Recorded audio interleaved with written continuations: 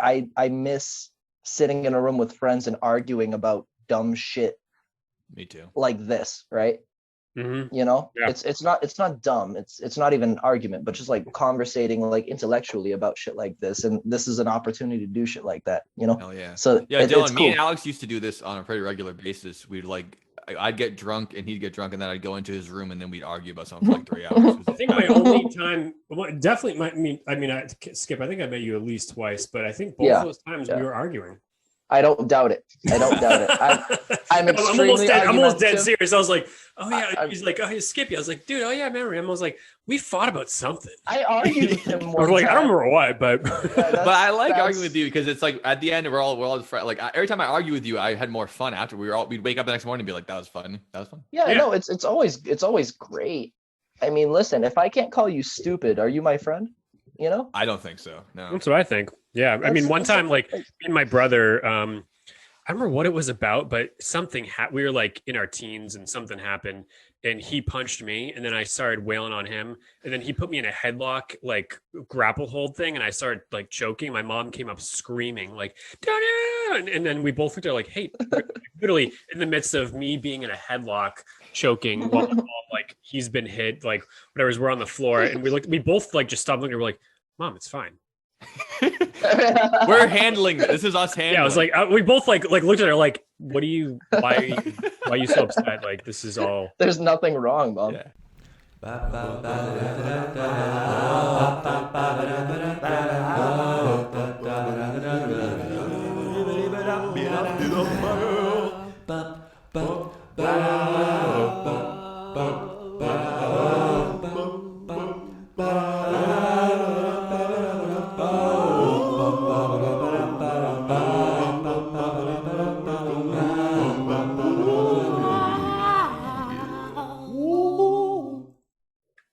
Assholes, welcome to the Dylan and Joe Basement Podcasts. We're your hosts, Dylan and Joe, right over there by the pyramids. Give them a shout out, Joe. Hey everybody, welcome to another episode of the podcast. We have another special guest on this week. Lucky for us, one of our favorite guests we ever had, probably the best guest we ever had, Alex Wheeler. Give him a shout out, would you? Yay! Wasn't invited. He just happened to have the last time. He snuck in here. Now we can't kick him out. So you guys are stuck with him, with us. He got his foot in the door. He texted us earlier this week. He said, I don't know what you're doing this week, but I'll tell you what you're doing. We're doing Ancient Aliens, and I'm coming on to talk about it with you. Yes, that's it. And I mean, listen, there's no shame in my game whatsoever, and I'm also an alien. And that's just that. I know. Do your research, guys. Do your research. All right. Wikipedia that. All right. Skip, what part of the world do you come from? Like, what's up? I don't know. My ancestors came from all over the world, as a matter of fact. So I'd appreciate it if you weren't what's the word I'm looking for? It's not racist. It's So Alex, there's a rainbow in your veins in more ways than one. That's very exciting. I suppose so, Joe. I suppose so. No, we're all inclusive here in the Dylan. Just seeing if we could trace it back to the Sumerians or the Aztecs or the Incas or the Atlanteans, maybe, possibly. Yeah. If you could trace it back to anything, it'd be the I don't know, some old guy in South Boston, I'd assume. Yeah. That's yeah. That's like some Men in Black shit where you're like, that guy's definitely exactly. Yeah, I was definitely on the like top end of a grilled cheese sandwich. That's how I evolved. That's where I was. They say that the Homo sapiens were invented 10,000 years ago in South Boston. That's right? Am I wrong? That's the legends don't lie. Yep.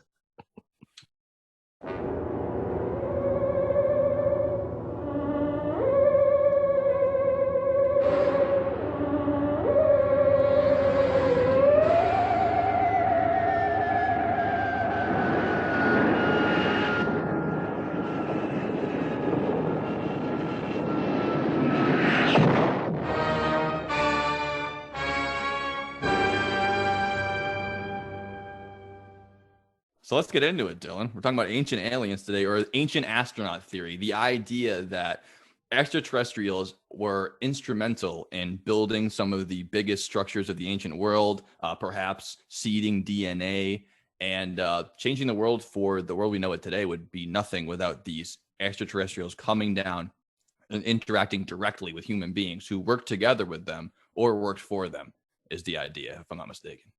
Yeah, you're dead balls on. It's that the Homo sapiens created a partnership with extraterrestrials because they were seeking more knowledge. And how else, I mean, quite frankly, Joe, how else could you build something like a pyramid with 2-ton blocks that are millions of them that come from way miles away across rivers without the help of somebody to give you some technology to make it happen? For what? I can't think of a goddamn other way, but I'm sure going to try on this podcast in the next coming hours. I mean, right now, all I'm thinking is you're completely accurate and there's no other way to do it. But I'll see if I can't come up with an idea or two, a possibility that might be different. We'll see. I know. I think that there's a couple other ways that you can look at stars without building 3 things that take 30 or 40 years with 20,000 people spending 10 hours a day to make. And maybe. And also to bury like one guy, man. Sure, yeah. I think that anyone who's listened to this podcast, even one of them, knows the general dynamic between me and Dylan and how we approach these topics. So if you've ever listened before, you already know that I'm going to be approaching it from an idea of scientific truths, provable evidence, facts, and data. And he's going to be going at it like more of a magical, imaginary fantasy land fun time, which is also fun. That's why we work so well together. So why don't you get us started, ET, and where are we going to start here? The ancient aliens. The idea of aliens directly involved in cultures, and at some point they told us, you're on your own now. So we already discussed ancient astronaut theory, but it all stems from the fact that there are thousands of monuments, thousands of cave paintings, thousands of different examples of text and different scripture talking about people in spaceships or winged or on balls of fire or silver orbs in space. Not in space, I mean in the sky at these crazy times that are thousands of years ago and even sooner. Interesting. And pretty much every single part of the world. So I can't wait to drill down on that because I would love to read the wall in Sumeria that says there's a silver ball in the sky with fire. Not sure it says that anywhere, but we're going to find out because we're going to dig into each of these different places and what really makes a lot of people believe that there was some kind of intervention from celestial beings that come from beyond. I think we were looking at, picture this, folks, all the major megaliths in the world, what we're thinking of. So what are you picturing? Egypt, like behind me, the Great Pyramids of Giza. We're talking about Incan tribes, Sumeria. I mean, it's all these places around the world that have all these ancient temples and monoliths and megaliths that are all built together. And there's a lot of interesting conclusions we're coming to with just finding out how the hell did they do it? Because it's difficult for us even now to build things like that. And back then, their technology was severely lacking as far as we know. But people who have looked into this think that the technology wasn't lacking because the technology was given to them from beyond the stars. Well, we can go back, great example, go back 10,000 years to Göbekli Tepe in Turkey. You're going to nail that one day. Fuck it up again. Göbekli. It's Göbekli Tepe. Yeah, Göbekli Tepe. All right, everybody, since you're all the fucking experts, I'll eat shine. Come on, Alex is going to be on your side the rest of the podcast. At least let him type down with my bullshit know-it-all pronunciation thing. Ancient astronaut theorists, tell me about Göbekli Tepe. Göbekli. There's no M. It's not Tempe like temple. It's Tepe. But that's the confusing part. It's not Göbekli Temple. It's Göbekli Tepe. Hey, Magic Boy or whatever the fuck that was from the last podcast.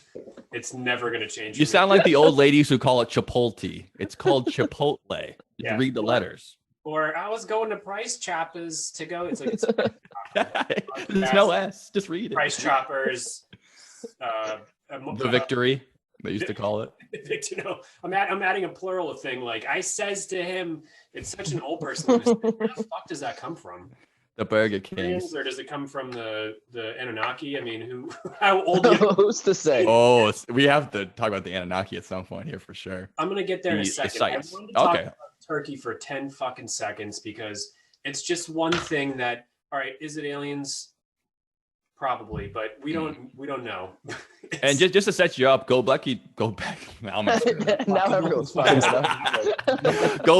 Tepe, as far as we know, is the oldest ancient building site we know about. So at first, people thought it was probably around 3,000 years old, around the same time as the pyramids. But modern research dates it to be much longer ago than that, thousands of years beforehand. So as far as we know right now, which is, we'll find out more in the future, hopefully, it's the oldest building site that we've ever found. So that would be a good place to start when it comes to ancient aliens, because it's the oldest site, and the longer ago it is, the more difficult it would be to build something like this. And what is it, 5,000 years? We found out that it's 10,000 BC basically is when the shit was going down. And isn't it 5,000 years older than Stonehenge, right? Yeah, I think that Stonehenge was built, they think, around 5,000 BC. So if it's 10,000 BC, that would be 5,000 years even before that. I think that that was right at the fucking cusp of humans being able to move on from being hunter-gatherers and farmers to some serious shit. I mean, the situation at GT, never gonna say it right. Fuck yeah, dude. Let's just call it GT. It'd be easier for all GT is of us. actually kind of sick. It's a grand tour, baby. Turkey is way more hardcore than fucking Stonehenge, which is great because it maps the stars. But it's just so much more. So what could you give, Joe, since you're on the other end of the fucking planet on this one, can you give us some ideas about why we're going back 5,000 years, man? Yeah, I mean, this one actually does genuinely. Like that was the stones are, several tons for what? Why? Mm-hmm.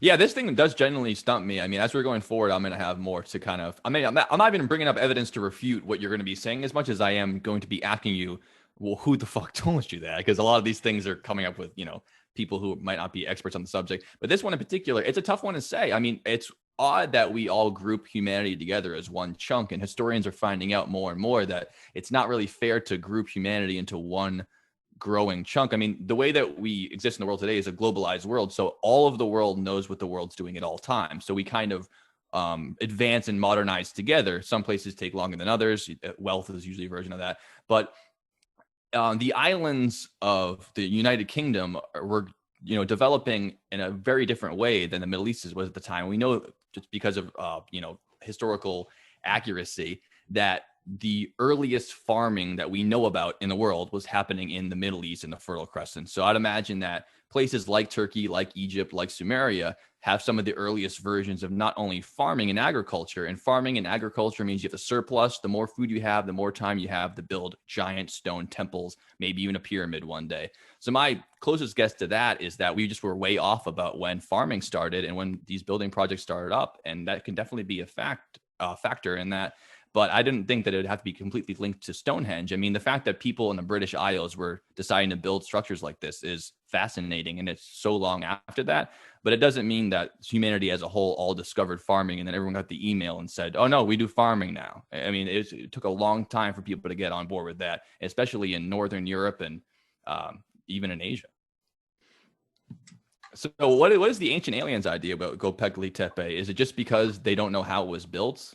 Because a lot of these other ones have a lot of ideas on why the aliens were involved in that. That one is just, we dated it wrong, therefore aliens. It's actually kind of like a centralized theme with the ancient alien theory in that they just don't think that we had the technology to build something so massive so long ago, given that even today we couldn't do it. We could do it today. Tractors and shit. Building the pyramids, man. Yeah, dude, the biggest helicopter that we have that can lift something can only lift. Yeah, it's called the Sea Dragon. We did it.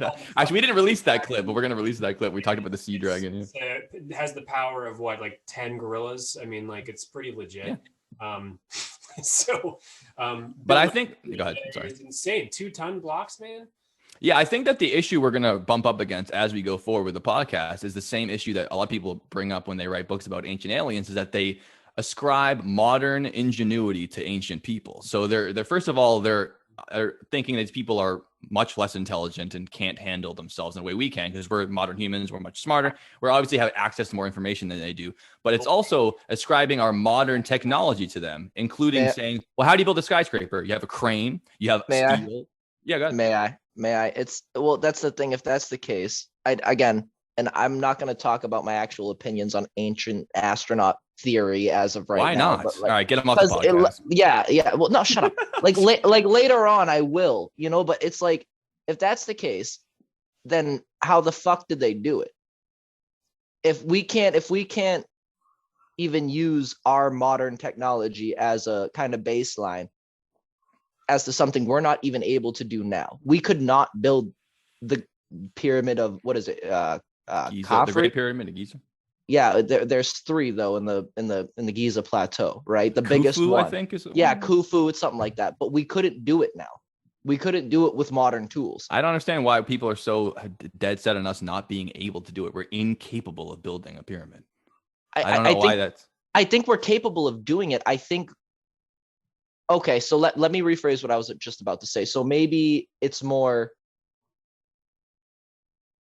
we wouldn't be able to do it, without extreme, crazy fucking planning. You know what I mean? Like, we'd probably be able to achieve it, right? I think it does take extreme, crazy planning to pull off something. Like, well, right, but ingenuity entirely, but technology inclusively, and that's the thing. These people shouldn't have been able to do this simply with the tools that they had at their disposal, with rolling fucking blocks on logs attached to ropes. Softwood, by the way, they only had softwood, no hardwood.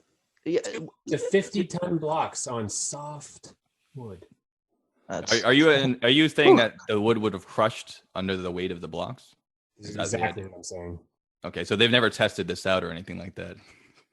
I wouldn't say this is all theoretical, right? There's never been a test on these proposed methods on how they built the pyramids. There has.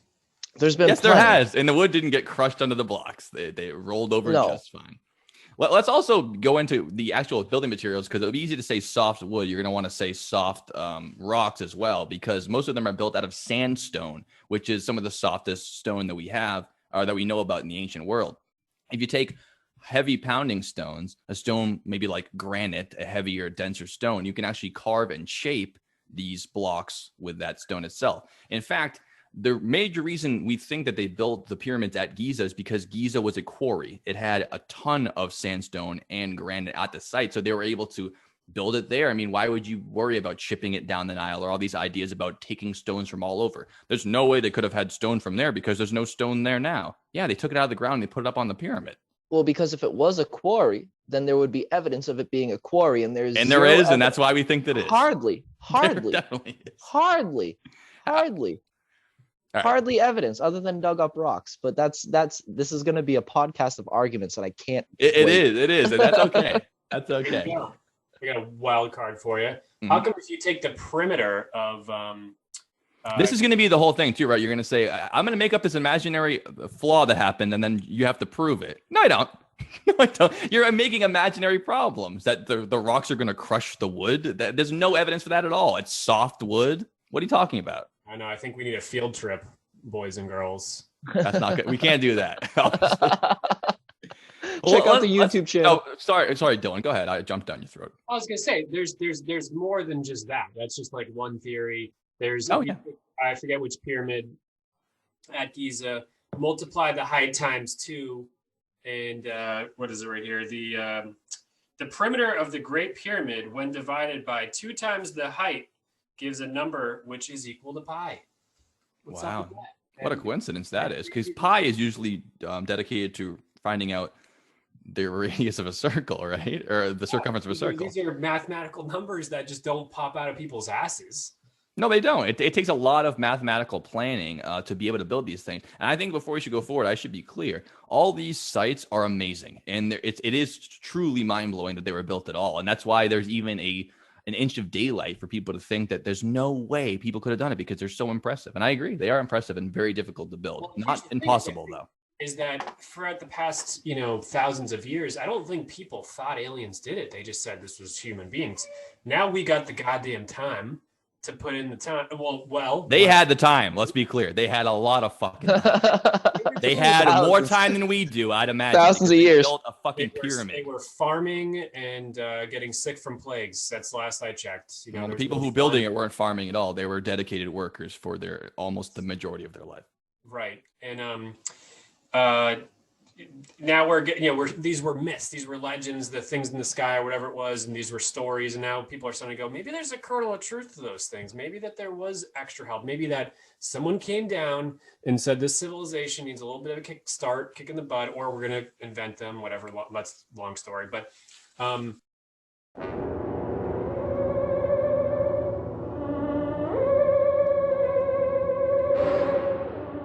What do you know about Sumeria? Why are ancient astronauts coming down to help out the Sumerians? Why? Not why, but rather what do we know about it? What's my argument on this one? Don't just start with an argument. Just say, what do you know about Sumeria that makes you believe there must have been an extraterrestrial encounter that happened? Well, they have the legend of the Anunnaki. And what is the legend of the Anunnaki? The Anunnaki were a group of people in myth, a Sumerian, story that says that their entire civilization was built by these ancient aliens who were. Does it say that? Does it say ancient aliens in Sumerian text? I can't imagine that, right? What is it actually? Technically, it says that they come from a separate planet. That's something worth mentioning. It says they came from a separate planet in the text because they know what planets are. They did, apparently. Which is crazy. Yeah. Sorry, Dylan, go ahead. No, it's good. They were saying that basically they were put on this place by this otherworldly beings that they called the Anunnaki. And the Anunnaki were actually humans. Like, these were like real people, but they were a combination of kind of alien and people. And they were Where does that come from? The children of the Nephilim. This is the what they have in the writings and the myths, that this is what put them on this place. Mm-hmm. So, they believe that they were created by the Anunnaki, who came from the stars to this planet. And they have several depictions on different artwork to prove that the aliens are part of the lives of the Sumerians. Hardly proof. It's a picture, but okay. So the idea is that in the text, it says that there's otherworldly beings come from another planet who came down, interbred with humans, and there's people walking the earth that are part the Anunnaki and part people, or are the Anunnaki the combination of the Anunnaki's the combo? Okay, gotcha. Yeah. So can we off the top of our head think of any other myths and other cultures that had beings from on high coming down and spreading their seed amongst the human beings? I can think of a couple off my head. Okay. So I don't know how that's a direct correlation that needs to be extraterrestrial life, but I think a lot of stories say that there's beings more powerful than ourselves that come from somewhere else, and they not only are interacting with us, but they're actually among us. We got a hand raised down low. Oh, you can just go ahead. I want someone to call on me though, because it feels more legit that way. Mr. Wheeler in the front of the class. Hey, thank you very much. Awesome, great, awesome. So the Anunnaki were actually like the gods, right? From my research that I lived before I jumped on this podcast. I did homework today because I like this shit. It's interesting to me. So apparently the Anunnaki were actually people, like beings that came from somewhere else, just like any fucking god would, right? Mm-hmm. From anywhere, in any religious text, in any other place. Mm-hmm. But the fun thing about them is there was an actual physical description of them, right? That they don't really, they don't say a lot about, I don't know, for example, Zeus or Jesus. The Anunnaki, who were the gods of the ancient Sumerian, the Babylonian people, supported that theory for a long time. Even people in Italy for a long time supported the theory of the quote unquote Anunnaki under different names. They had a very accurate description of how they looked. And I don't mean in the sense of they were flying gods with wings and such. No, it wasn't that. They had accurate, not accurate, obviously, but from what they understood as accurate, they told how they were, 8 to 10 feet tall. You know what I mean? They had pet lions in some stories. You know what I like dumb shit, right? Things that obviously can be disproven. But the thing that I think about not saying that these giant creatures from some other planet came down and gave us technology, not to discredit the podcast. I personally don't believe they were aliens. I mean, I don't know what the fuck they were, but I do believe these people were talking about something that they actually saw just due to the way they were describing them. Because they weren't describing them exactly as gods, at least from the text that I read that was translated. I think they were describing something. Mm-hmm. Was it actual aliens? I fucking doubt it. But I mean, it does tie down to what we talked about the Giants podcast, the idea that those Nephilim with the large 10-foot tall people that were, Yeah, and that goes back again through Babylon, through various parts of Italy. I mean, and these all were referred and translated from the original definition of the Anunnaki, which, I mean, we've talked about this before, Joe. It's like, if there are so many coincidences, like at what point does something become sketchy?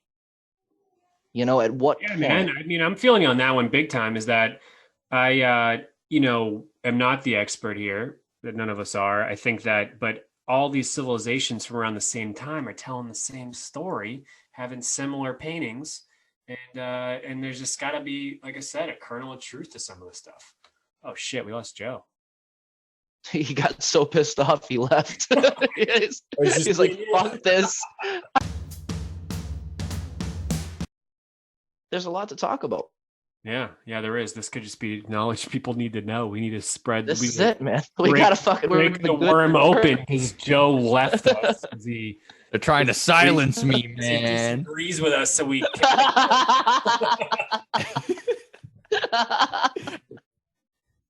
There's too much of the same story going on in the same places to ignore. There's a kernel of truth to something, and to think that I know the fucking answer to this is crazy town. I don't. Yeah, I think that I happen to agree with you on that fact alone, which is that it's like we talk about on a lot of different podcasts. There's so many similarities in so many different parts of the globe that it's hard to ignore as a possibility. I think the jumping the shark moment is what we always say. We don't know what it is, therefore it's aliens. Well, you just said you don't know what it is. If you don't know, you don't know. I mean, I'm open to the possibility that all kinds of shit could have gone down. I don't think that's what happened. I think there's logical explanations for all this, for what we already know. I don't think there's a whole lot more we need to go into in order to know what generally went down. But I think that that's always the jump that goes too far, and people are always in danger of wanting to believe so much. I want to think like, oh yeah, aliens came down, the whole thing. So instead of saying, well, it's hard to explain why all these different cultures talked about, sky beings at the same time. Therefore aliens. Yeah, that's the jump. It's always the jump. But people usually ignore that when they say the aliens, they go, what else is it going to be? Like, well, I don't know, but neither do you. Here's a thought. Let's hear it. So you said something specifically. You said that, all right, there's all this artwork from 10,000 or 5,000 BC that shows a bunch of sky beings on. I didn't say that. I would remember if I said that. What did you say? I said that there's all these different cultures around the world at the same time talking about something like sky beings. Yeah. I'm not talking about artwork from 10,000 years ago. Long gone. They're showing this shit on paintings and artifacts and the Dead Sea Scrolls, fucking texts. So you said then that it just must be aliens then. No. If it was a bunch of hot dogs, I'd say it's a bunch of fucking hot dogs, but it's not. It's a bunch of little fucking people in spacesuits. In spacesuits, yeah. They have the NASA logo and the tubes coming out and the helmet and everything. Honestly, that's what it looks like in some of them. It looks. There we go. It looks like it. It looks. That's what I said. It looks and helmets on. That's it. That's all I'm saying. It does look like it. I think the misstep there is that every time people are looking at these pictures, they never refer to people who are experts on Incan art, Egyptian art, even medieval art. These paintings of these things in the sky and things like that from medieval paintings. They never refer to people who dedicate their lives to studying not only the culture and the anthropology of the area, but the art of the area. These people who are experts in this, they dedicate their lives to studying these actual paintings and these pictures you're talking about. They will tell you individually what each of these things mean as opposed to the culture, and they can show you multiple different versions of it. Can I just say too, it's like, first and foremost, what you were just saying, agree 120 fucking %. But it's like half of these archaeologists, and this is unfortunately what I've come to think of as fact, and anybody that knows me now knows that I'm extremely interested in archaeology. I'm not interested in what I'm interested in it, but I'm not, studying what we're talking about now. I study archaeology. I study history. I love that shit. It's what I like. But half these people that have come up with these discoveries that are the aforementioned, professionals in the topic, it's like they don't know shit either. They simply don't. Some of these things are simply unexplainable. How do you mean they don't know shit? Because obviously they know a lot about the culture, and they could probably name you 100 paintings that all day long. They could show you the similarities, and they could tell you what that means for the culture. Obviously, they know shit. Obviously, they know things, but they don't know everything about said culture because there are things that just can't be explained. And I feel like the part that can't be explained is the same exact reason we came up with, as in we being modern day peoples, the idea of aliens and people from other worlds and things like that, and that's kind of half the battle. It's like, okay, if aliens existed, they existed so far before this place and they probably came over here, but we are the people that even made aliens exist in the first place.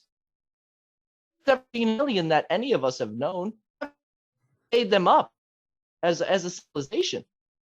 Yeah. Yeah, I just think it's dangerous. They're a product of our imagination. Yeah, I think it's intellectually dangerous leaning into anything and taking the ancient ideas of things in the pictures and then ascribing it to our modern sensibility. And then obviously when you tell me about it or tell someone else, you go, yeah, that it does look like an astronaut. That's what we know what astronauts look like because we've seen the moon landing in 1969. Like that's what we view as astronauts. But people who existed in the year 3000 BC didn't know what a fucking astronaut was. So when they're drawing things, it could be something else, and a lot of times it's easily described. I mean, the Incan one, the pictures that are in the medieval times. I mean, they would say things like there's a great picture in the Incan ruins, and it's carved out of a man who's sitting down, and there's a tower leading upwards, and he's putting his hands on different parts of it. He's got a foot down. I mean, the guy basically looks like he's sitting on a seat trying to pilot something. And it's a big one with the actual joystick he's holding onto. Yeah. Joystick. Yeah.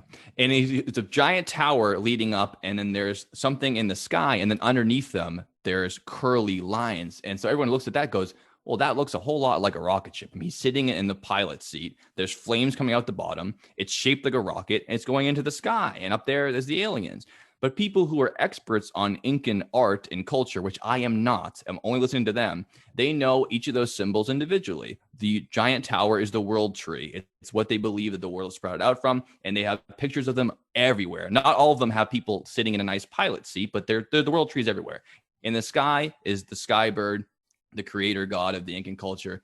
It's not necessarily extraterrestrial. That's what they believe the bird is. And the parts coming out of the bottom are the roots of the world tree that grow into the earth itself and wrap around the whole world. So for that particular drawing, if you take your modern sensibilities, it does look like a guy sitting in an astronaut's chair and going up into outer space. But if you know much about the Incan culture and the people who are designing those artworks and carving them into stone, they thought a lot differently than we do now. And they thought in that mentality. And I think that is just an example of a lot of times people are mistaking these things as a modern idea. A lot of those Incan gold figures, they had ones of tigers and frogs, or not tigers, leopards, jaguars rather, and frogs, all these animals. And some of them, they looked like flying fish. They looked like fighter jets. Well, they only look like fighter jets to us because we know what fighter jets look like. To them, it looked like a fish, and that's what they designed it to be. I think that's the huge mistake people are making with those artworks and saying, looks like a ship, is a ship.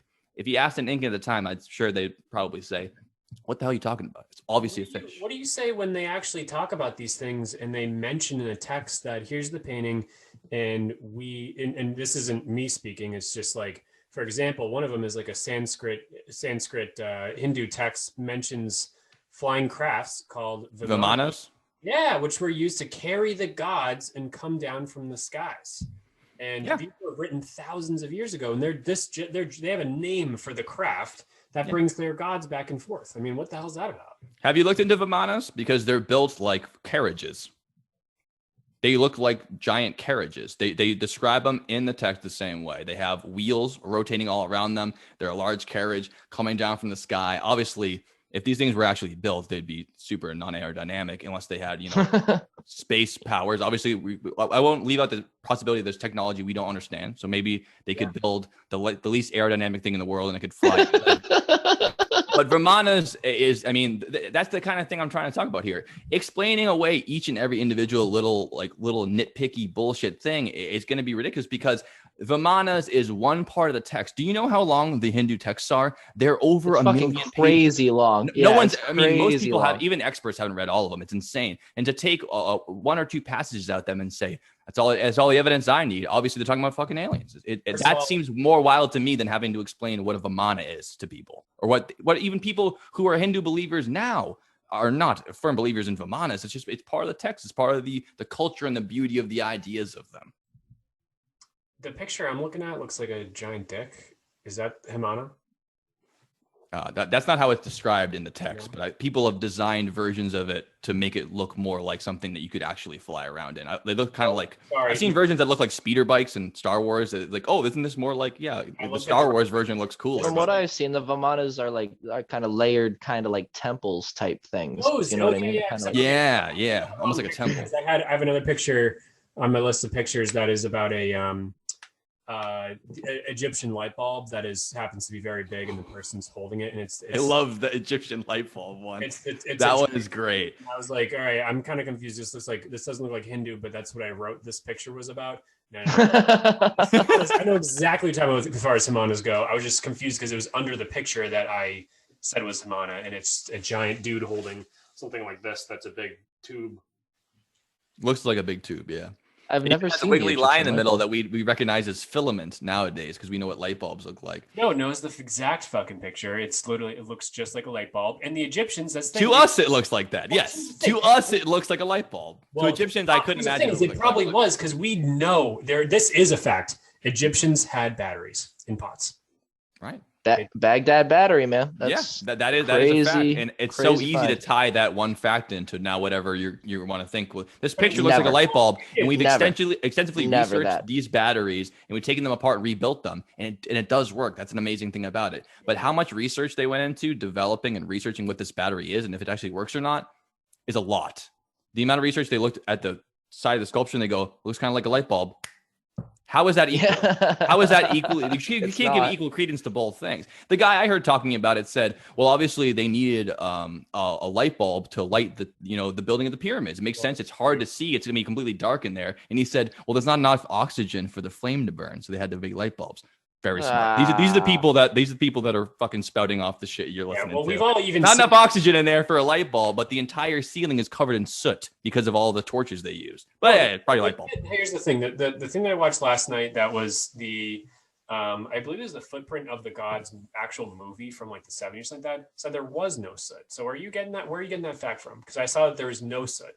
There is soot. They had to clean them off. That's a great movie. Multiple temples, they had to clean it off. I mean, one of the ones they only did 3 years ago, they had no idea that there was a colored painting on the ceiling because it was all black for hundreds and thousands of years, rather. Before they actually did a full cleaning, they go, holy shit, we didn't even realize there was a painting under here because there was so much soot on the ceiling. We just thought that was the color of the ceiling, and that's it. Yeah, I'm not doubting you at all, but I, like just what I saw from multiple different Ancient Aliens episodes, and then again, this is what I want to harp on. No, I know this is why you got me on here. People are not to be listened to. They are science fiction authors that are coming on experts. I watched so much Ancient Aliens for this episode. I want to pull my fucking hair out. And every time someone came on, I go, who is this person? I looked at their name, looked at their profession. Their profession is almost always author.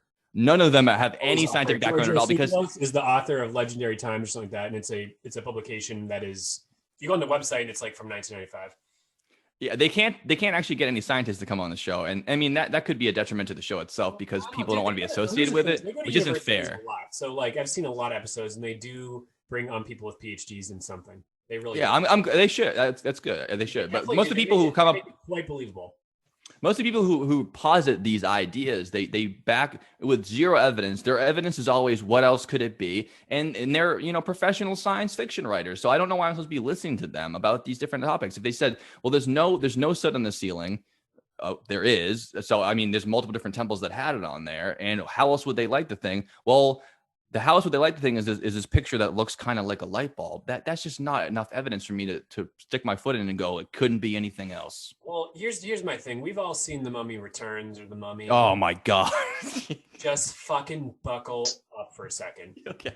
This is a pro you argument, is that there's one scene in there where they move mirrors around to light the place up. And we know that's probably what they used because they found them there. They were lit. They were lit with the sun. There was no, and obviously a combination of that and fire. But to think that a light bulb, maybe they did. I don't know. I mean, they had copper, they had glass, they had stuff. They could have theoretically had a light bulb, especially if we know they had batteries. But the whole ancient astronaut theory is like, where are they getting this information to make a battery and a light bulb? So yeah, I mean, that's basically what it comes down to. I want to keep going through it and not just completely tear apart the situation now, because now I'm doing the spoiler shit. But yeah, I mean, let's go step by step. It's just so easy for me to say all the people who are positing this idea, they're leaning on this is part of it, heavy assumptions, and a lot of the things that they posit in that program or in their books, they what they do is they, not that they made it up out of whole cloth. They take these like small sections and then they create a problem that doesn't necessarily exist. Like, how could you move a rock? We know how people are able to move rocks. We're not 100% certain that's how they did it, but there's 10 to 12 different explanations to how you can move a piece of sandstone in Egypt at the time. We're not 100% sure of which way they did it, but you can do it over rolling logs. You can do it and build a sled. You can use counterweights. So we know a bunch of versions of doing, but they just go, here's the problem. There's no way to move the rock. So they've already established that's a problem that exists. They've created that. And they go, how do you solve it? You can't do it with the technology they had at the time, is all they had is bronze and stone tools. Therefore, here's a possibility. Had to have been, levitation technology or, super advanced modern technology we have now. That's why it always throws me off. I mean, they create a problem that doesn't necessarily exist. Maybe it does. And they provide their own solution that is most likely the wildest explanation you can think of. The most exciting, to be fair, but not really hard science digging down on what it is. So yeah, Skip, you go. Please, because this is, I haven't had one of these conversations with Joe in fucking years. So if this is the case, right? If this is the case, let's be abundantly clear about what I'm about to say. I don't think fucking aliens built the pyramids. I really don't. I really don't. But with that being said, each one of these pyramids there's never been a body discovered in the Great Pyramid of Giza that was, talked about being a tomb. Never once. And it was attributed to grave robbers, which is totally possible, I suppose. But on top of that, it doesn't look like an Egyptian tomb from the time period. It doesn't. It simply doesn't. And this is from an archaeological, not college educated archaeological, but drunk archaeological perspective. Yeah. Why in the fuck does this giant monument to humankind that mathematically at the time allocates with the stars that they worshipped, why does it look nothing like any single tomb ever built in the history of ancient Egypt? Why not? Fuck the soot on the walls, because that's true. People were in it. They were in it. It was a thing. Obviously, they fucking built it. They were in it. They used fire. It happens. There's not as many paintings, not even remotely close. Never a body. Never a single fucking bit of treasure. Nothing. Not anything. There are still caverns that have not been explored. In the Pyramid of Khufu, that is. So it's like, why? Why is that? Aliens? Probably fucking not. But why?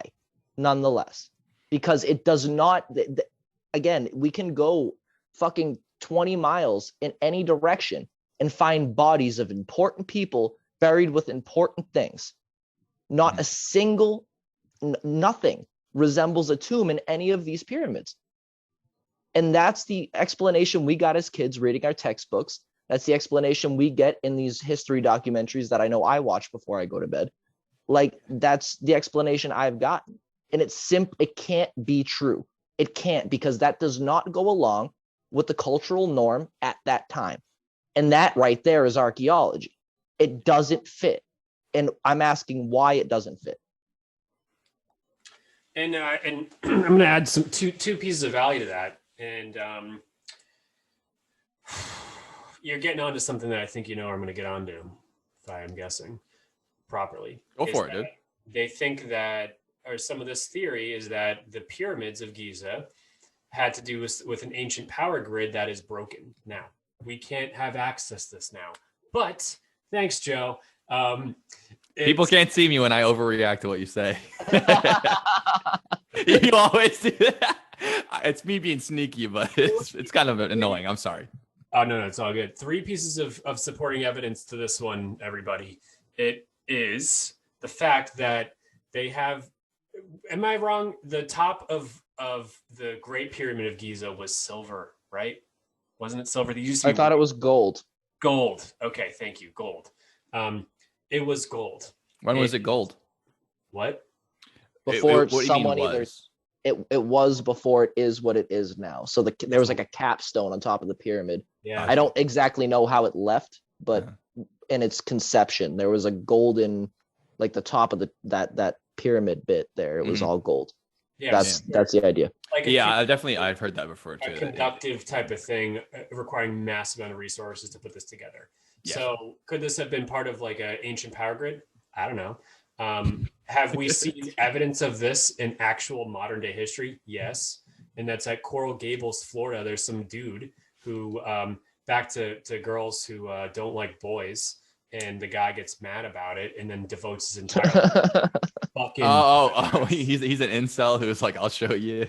Yes. So he built someone to look up Coral Gables guy. What's it called? It's called you want me to look it up for you? Your fucking point. I'm gonna research it right now for you. Write this one down. This is from the book, man. This is there's a park in Coral Gables. This guy started making in like the 20s or 30s, and it's the same exact thing. It's several ton blocks that this guy built himself of things like there's a door that is the size of a car that is just perfectly put. Yeah, this guy is fascinating. That's Joe's about to pick it apart. Jesus Christ. No, he didn't. No, this guy actually is interesting. He did all. This is the guy who built this whole structure without modern technology. He used counterweights and wood and all this kind of crazy shit. But he did it though.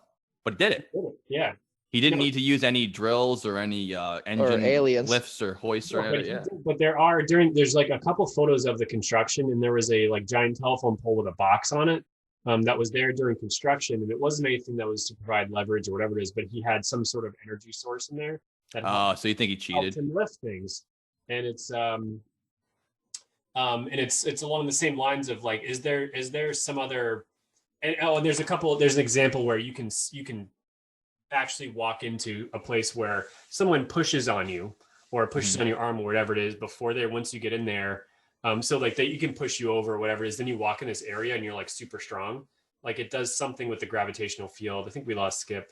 And it's interesting. So is there something else out there? But really, I've never heard this intertwined, because that guy, if we're thinking of the same person, actually I think was one of the better versions of explaining how possibly that these structures might have been constructed with almost nothing in there. But now you're twisting it in with now he's building a power signal that makes you more powerful in it. I thought that the idea he was trying to do is say, I can do this all without modern technology, which I thought is what it was. But you're saying that also he used electricity and it gives you strength powers when you go in there. I've never heard this part of the story.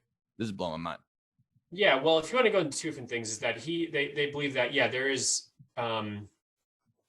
clearly a lot you can do without technology, but he did have some source of technology to do some of the things that he couldn't do. Okay. Yeah, ancient. They believe it's just ancient knowledge. Am I saying where it comes from? I'm not. I'm just saying that there was. Well, he doesn't describe that. He doesn't claim to have any ancient knowledge at all. The reason he started the project, he said, I can do it without any technology. He might have cheated. I'd hear about that if maybe he did cheat and used modern technology. Sure, I'll listen to that. But I'm not going to think that he knows some kind of ancient knowledge we don't know, and he used alien tech to build it. That's ridiculous. That's just looping around to the same argument in the beginning. The guy built it on his purpose to prove he doesn't need technology to do it. If he cheated, he cheated, but he didn't use ancient aliens tech. Nobody knows how he did it. Nobody knows. He knows, doesn't he? He explained, he's given examples of how to move the blocks on his own. I've seen videos of him moving huge blocks of stone by himself using leverage with just wood. I mean, I don't know if that's how he did the whole thing, but the examples I've seen is pretty convincing. Yeah, it shows how he does some things, but there are some things that he doesn't explain for sure.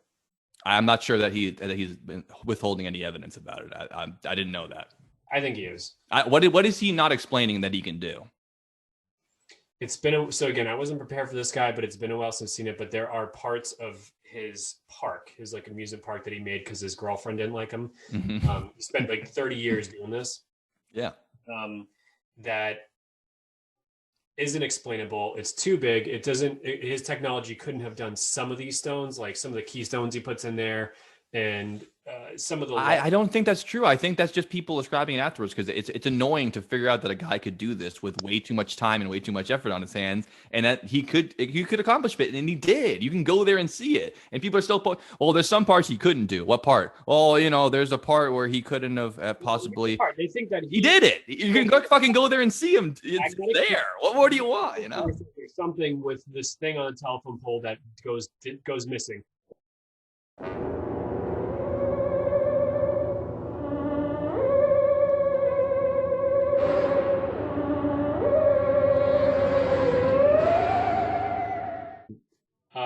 The pyramids, there's not a lot of evidence of how they did it. So because it all got burned in the Library of Alexandria. That's a possibility. I believe so. I think that there is a massive amount of information about pyramids and other megaliths and ancient technology that got burned in those pyramids during one of the Roman wars, right? Well, that would be Greek when the Library of Alexandria was. Okay. All right. But yes, yeah. Romans burned it. Like someone burned it. I forget who burned it, but I don't know. Genghis Khan. I don't fucking know. But anyways, it burned down. We'll throw it up on the chat. All right. Do you guys want to take a quick? A bunch of assholes like us are trying to figure out how the pyramids are built because somebody burned down something to gain power in the history of white people. Well, I'm not sure if it was white people who burned down the Library of Alexandria. They weren't white. They were definitely tan and or black. Yeah, I think it was tan people. But I mean, the Library of Alexandria is just such a tragic tale of just wasting all that knowledge just to make a point and just destruction. It's gross. I hate whatever's left is in the Vatican, and they're not giving it to us either. Dios. All right, and that's where I'm gonna talk shit. But we're gonna. Oh right, my God. Man. How the fuck is anybody, first and foremost, one of the most guarded buildings in the world ever exist literally ever in the history of existence that we know about? Imagine the treasures in that thing. Jeez. Well, that's the pisser. How the fuck does anybody know? You think there's a goddamn papal narc that was just out there like, oh, you know what? I'm gonna tell everybody that there's secrets under here. Like, of course they hold old documents. I don't think there's anything about who like the ancient fucking scrolls of the Library of Alexandria under there. Number one, any of the papal states where the Vatican was fucking founded wouldn't have been there to grab them and pick them up to be like, hey, we need to put this under the Vatican because the Vatican didn't exist. So why the fuck would they hold on to these documents and then move them from place to place and area to area? Then Jesus dies, and then all of a sudden, a couple hundred years later, they're under the Vatican for what? That doesn't make any sort of fucking sense. I just called somebody out on TikTok the other day for this shit because I hate it. We should hook up on TikTok, man. I'm like, dude, I'm so down. Let's do a duet, bro. What your TikTok name is, and we'll get into it. All right. I only have two TikTok friends, Dylan and Amanda. Why I think it's in the Vatican because it's anything that is in the Vatican archives or library or whatever it is a threat to their religion, because as we know, they try to take over the world and spread Christianity and this type of stuff. And if it was something that is not kosher ain't the word for this fucking religion. If it's not kosher to Christianity, a threat to people leaving like us, it is they could hide it. So if it's the what was the visitation in the like 1914 or whatever it was? There was 3 kids and Our Lady of Guadalupe. That's a different one actually. But okay. Mary came down and said 3 secrets to kids, and they released 2 of them, but the third one they said we're never going to tell the public what Mary said. That's the Lyndon Johnson tapes they're supposed to.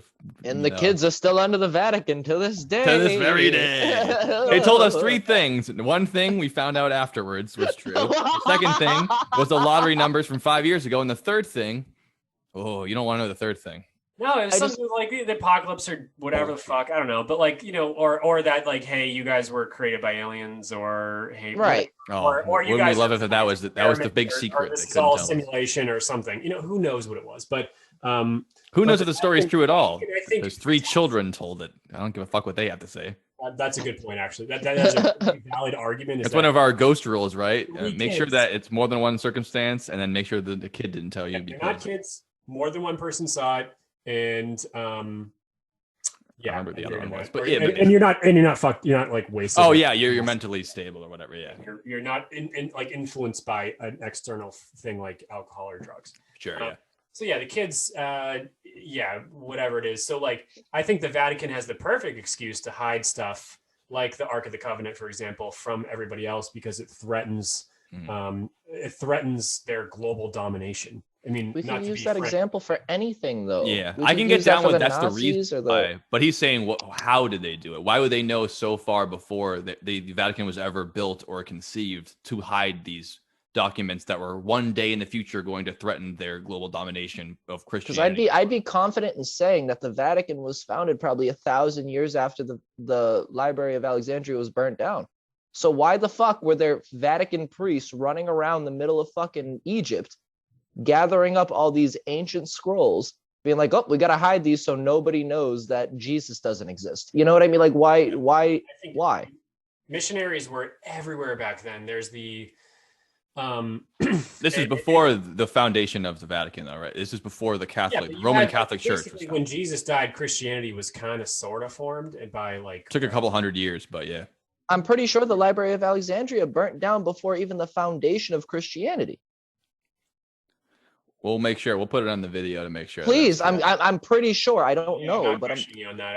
I don't know. Oh, we always learn. Jesus died, and then St. Saint wrote the letters, and then people started following the cult of personality. That was Jesus, and then Christianity was born on Peter's back. He's the rock that built the church on it. Yeah, that's what we heard. That's more of a metaphorical idea. Christianity as a religion took hundreds of years to take off, and they had a lot of backlash from, funny enough, Rome, which became the center of Christian power coming up then. But it took hundreds of years to happen. It's a lot longer of a timeline than we realize learning things like that. And that's why I always harp on the timelines in this show, because it's not something to shake a stick at. A couple hundred years, you go, a couple of years later, and then it's hundreds of years. We're only 30 years old, not even.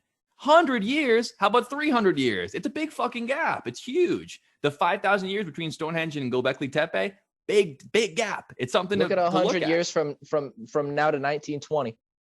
1921. You know what I mean? Yeah, like crazy. that's. I'm just saying it's so different even now.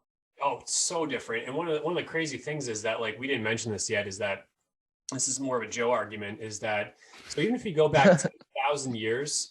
To let's say the Homo sapiens were invented in 20,000 BC or whatever it was.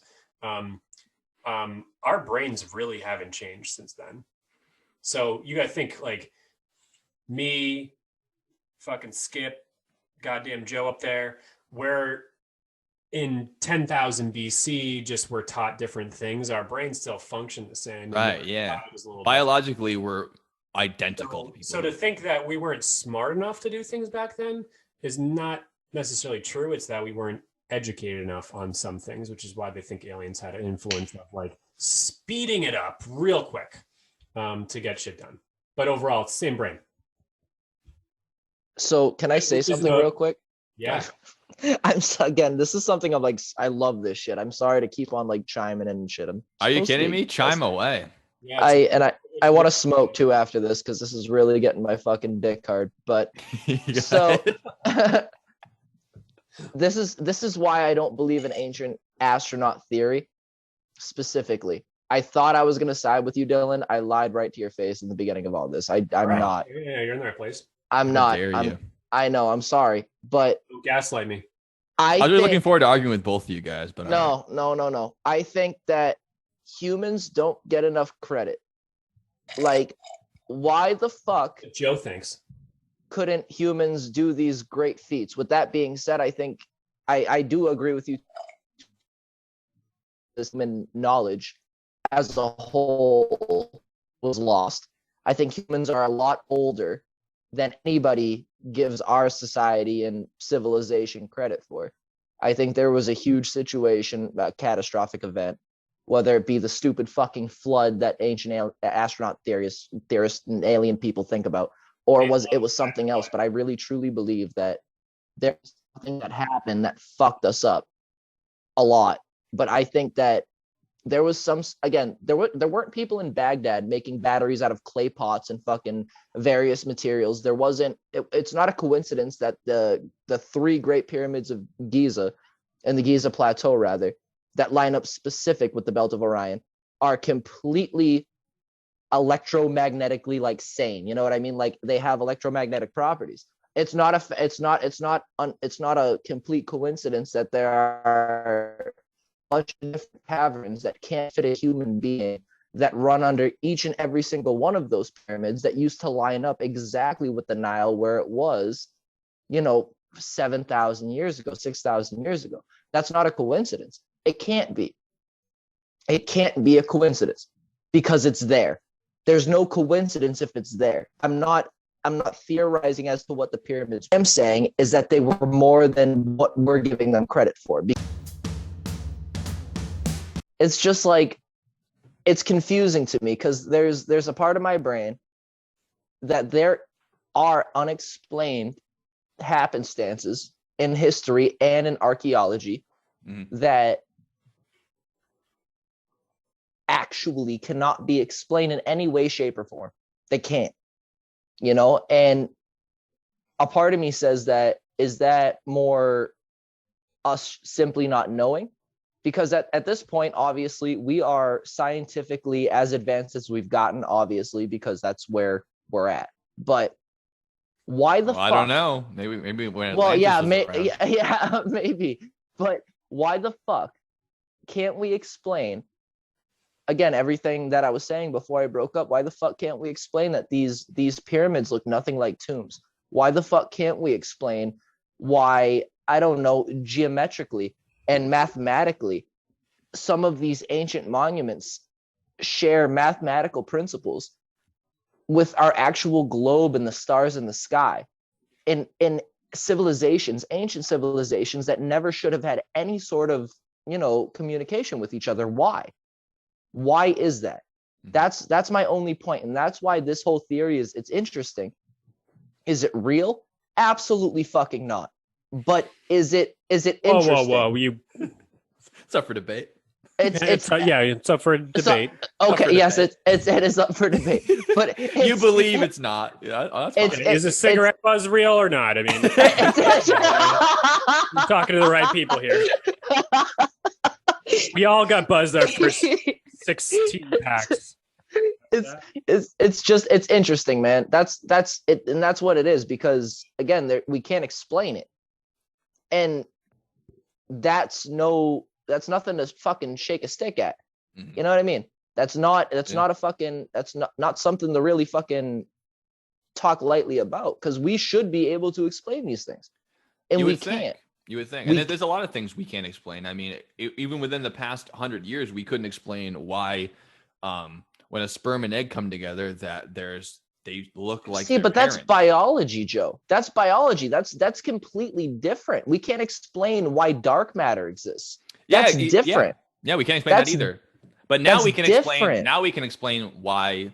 We can explain what DNA is now. We couldn't. And we can't explain why each one of these pyramids don't look like any other tombs ever built. Yeah, but we can explain dark matter. We can't explain dark matter, but my point is we can't. Is that we can't explain it. Is that we can't explain it yet. I'm not giving up all hope on us ever understanding the true meaning of all these different circumstances. It very well could be. We never know. I hope that's not true. I would love to know for sure what all these things are. But I think it's pretty nihilistic to think that just because we don't know for sure what all the pyramids were built for and their uses and all these things, that we're never gonna know. We should have known by now. We can put a spaceship in the moon, but we can't decide what the pyramids are. Sure, we can't. It's very difficult. We haven't figured it out yet. I'm not putting it out of the realm of possibility for ever knowing though. But inherently, so we should have known though. I agree. We should have known by now, but and we don't. We don't. Yeah, it's like it's crazy because it's not like this is like some crazy technology like a modern day computer or server or something like that. It's like this is just something that is massive. It's a giant 3D triangle that we have no idea why the fuck, how the fuck, where the fuck it was built. Where the fuck we know where, obviously. Shut the fuck up. Exactly. I'll bring it back all day, every fucking week to America Stonehenge in Salem, New Hampshire. Please. I'm just gonna do it again because this is something I do, and God. That is explainable. It just is. They're thinking that might be the pyramids, and that is like, I didn't see that coming. It's here. I'm explaining it. Great place, guys. I'm always an advocate. Great place, just a great time. They give him a cut of the entrance. Yeah. They should, man. I'm promoting them like every fucking episode. They really do. This podcast is sponsored by Talisker Storm and American Stonehenge should give you a cut because you're definitely leading cut, man. I just happen to run out of Talisker Storm, so I'm drinking Midori mixed with eggs, mixed with gin, and I moved on to beer. Jesus. I mean, that thing looks really alien, but that sounds like a vile mess. Not Midori this anymore. This is just a Sierra Nevada torpedo, but before that it was a Midori gin fizz.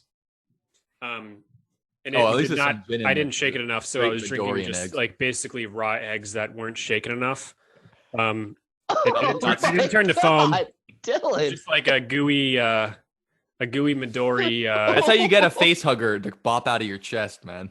Yeah, for real, right? Like, an alien. That's alien. Out of their chest like this. Yeah, that's real. That's actually the cause of that is a Midori gin fizz that is not shaken. Ugh.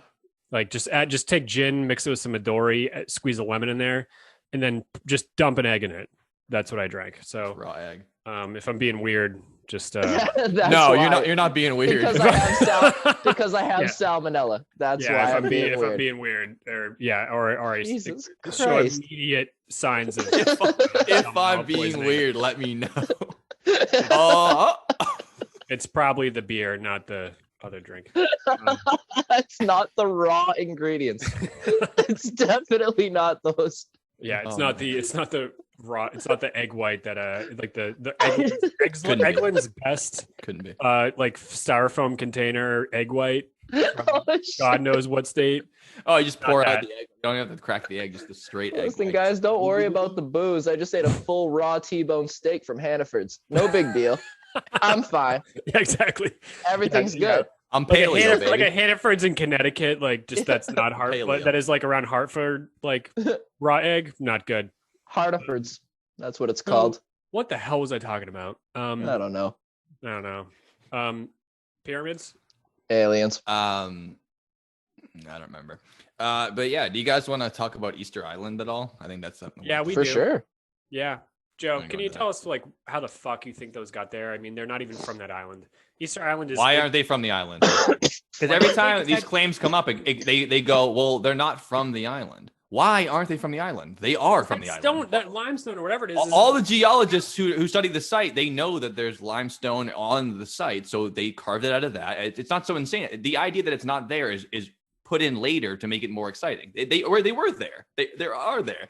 There's no other limestone there. Yeah, they're all carved into fucking heads now. All of it, Joe, dude, come on, man. Like all of it. Nearly all of it. The remnants they found there. All of it is those crazy megaliths that are that they thought were they're like the Titanic situation. You like look at them, you're like, oh, it's just the tip of the iceberg. Then they go down like 3 times more than what you see. Yeah, they're huge. Which are they're cool, right? Yeah, they're much bigger than just the head. They call them the heads of Easter Island, but really it's the full statues of Easter Island. It's not just the heads. They go down further than that. Yeah. They were all the stones on that island were on the island to begin with, as well as all the trees that were on the island. But for some reason, there's no trees there now, and there's not a whole lot of limestone left in the island. Now, why would that be? I can tell you why, Joe, because I know where you're going with this. You're going to say there's no trees because they cut down the trees so they could roll the stones and whatever the fuck to be able to put that. What I was going to say. Yeah, I know. You where mean you're going the with logical this explanation for what happened? I was going to say that. Yes, I was going to say that. You're right. But right. why? Why would someone who is supposedly hunter-gatherers? No. Don't change it to why. First of all, you said it was impossible and there's no rocks there, but now we're changing it to why would they do it? So they did do it that way then, you think? Or don't you think that? Oh, that's a great question, actually, because I haven't thought about that. So I should. Did they do it that way? Maybe. Because if they cut down all the trees and they use it to erect all these statues, yeah, maybe. Were they fucking just sick as fuck? I don't know. Like, that's a cool idea. Like, let's make these fucking badass, enormous 3-story structures, and then whatever it is for no reason. Sure, but like, what's not no reason though. I think it's dangerous to spin up why with how they did it though, because why would you build a giant pyramid? It's interesting. Let's talk more about it. Why would they build these giant statues of heads or heads with bodies? I don't know. Let's talk about it. But how isn't up for debate as much as why. It's always, well, it's impossible to do. Well, they did do it. This is how. Well, why they do it? Well, I don't know why. It's probably a religious thing or iconography. These people had a lot of time on their hands, as you can see with the pyramids. Imagine not having a fucking laptop and an iPod today or whatever. It's like they get all but time on their hands. Your entire life, you're just living this one existence. Why not build a statue? You believe in religion. You believe in the gods. Build these moai in respect for the gods. There's caves on the island. They have the carvings out very similar to that, which is taking these hard carving stones we talked about before and carving it up against these soft rocks that could form these heads. Now, as far as why there's full bodies under the ground, that is an exciting idea, because why would they build this entire statue and just leave the heads above the ground and that's it? And they are massive. Again, they've recreated how they could move them. They've done 2 different versions of how you can move them. You could do the thing where you cut down all the trees and do the rollers. There's also a version of it taking a rope on both sides. It takes a lot of people to do it, but you can take the full weight of the object and shift it back and forth, almost like when you're trying to move a heavy couch by yourself, just like scooting it back and forth. Use the weight of the object itself to use the force around it. Again, using leverage in order to move the object. I don't think it's completely out of the question they can move the object, especially if they did use trees and wood rollers. They did it 3 years ago. They made their own Easter Island head. They rolled it across and they put it in place fully above the ground, though, the full body. The reason why geologists think that they're buried is the same reason there's no trees there. They deforested the entire island in this process, whether it's to build their own structures or to erect these heads. But what happens when you have 0 trees on an island with that much soil is major soil erosion. There's so much soil erosion on Easter Island that geologists take that as a study on what erosion looks like on islands. There's 0 trees there now, and the soil is eroded so much that they can look at it year by year and see a measurable difference.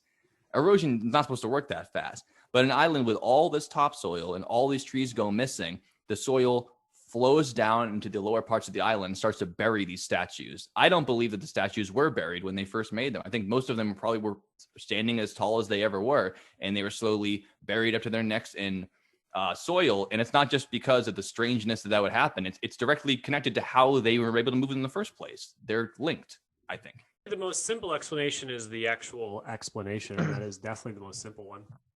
Occam's razor, which Ancient Aliens hates Occam's razor. Yeah. They hate it. The idea that the simplest explanation. Actually, I've heard a guy on Ancient Aliens say, "Well, come on, Occam's razor." Like, how dare you use Occam's razor Who do you to argue think you are? for extraterrestrial spaceships with levitation? They go, "What else could it be? It's Occam's razor, baby." No, it's not. No, that's the opposite of Occam's razor. That's make it as complicated as possible. Even if the possibility is there that they had to take these rocks from other islands, which is not necessary. I think more fascinating is that anyone ever landed on that island, because it's miles and miles away from anywhere else. We can talk about how people were able to build ships back then to get that far. That is more fascinating to me than the fact that they could carve stone the way they carve stone all over the world, move it the way everyone else moved it, and put these statues up that were slowly buried after they either all migrated or died out.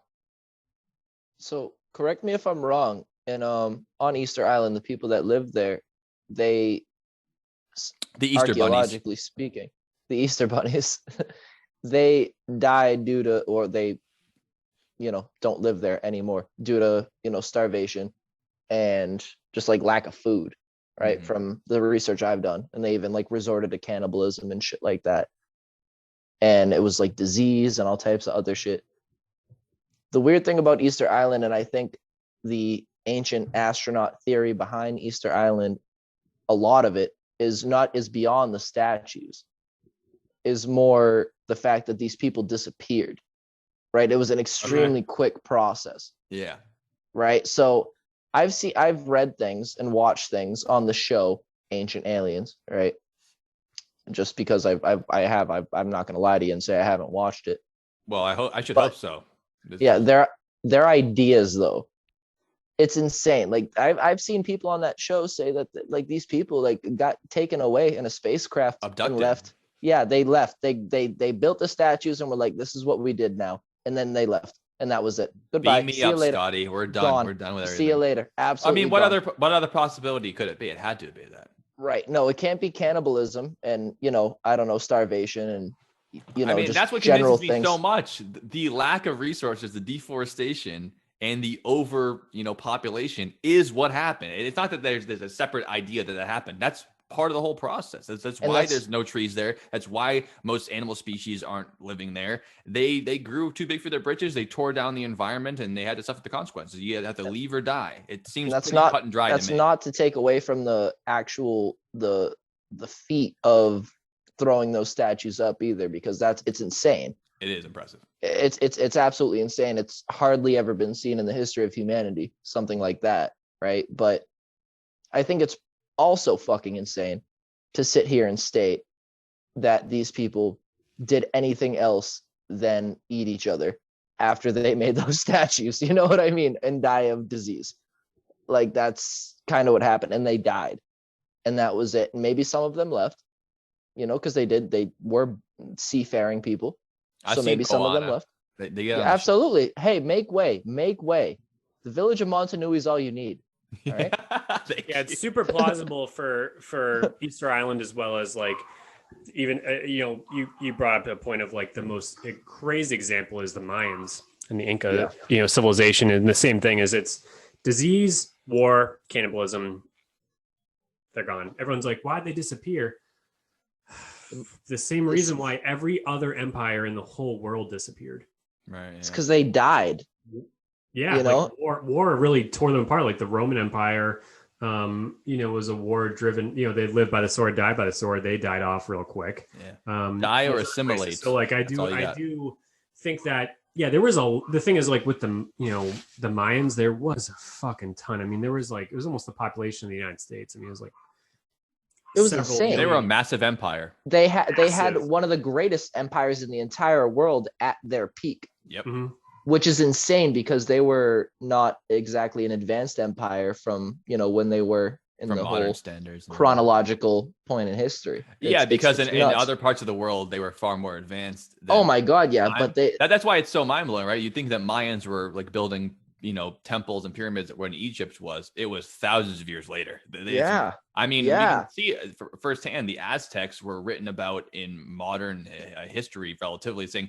When the new world is discovered, I mean, they met Aztecs and conquistadors went and fucked their whole shit up. Well, we've covered that before, that travesty that is. But it's not so long ago that was happening. This is maybe our closest example to cultures who were building megaliths is a culture that was living among people who were writing in Western culture. Yep. They were existing in that world then. I mean, that's as close as we can get. I mean, the Inca unfortunately died out hundreds of years before we ever, Europeans ever were there. Yeah, before. But relatively, I mean, as close as you can get, meeting an Aztec must have been as close as we can get to meeting an Egyptian at the time of the building the Great Pyramids. I can agree with that for sure. Do you guys know the story about how the? I know it's a little off topic, but not really. Do you know the story about how the Mexican flag is made? Tell us. So you guys are familiar with the Mexican flag, right? Yeah, it's the Italian flag, but they put a sick ass eagle in the middle. Yeah, exactly. That's the Eagles. They made it cooler. Yeah. Fuck the colors. The colors are a whole thing. I got a series on TikTok that I talk about flags. Follow me, guys.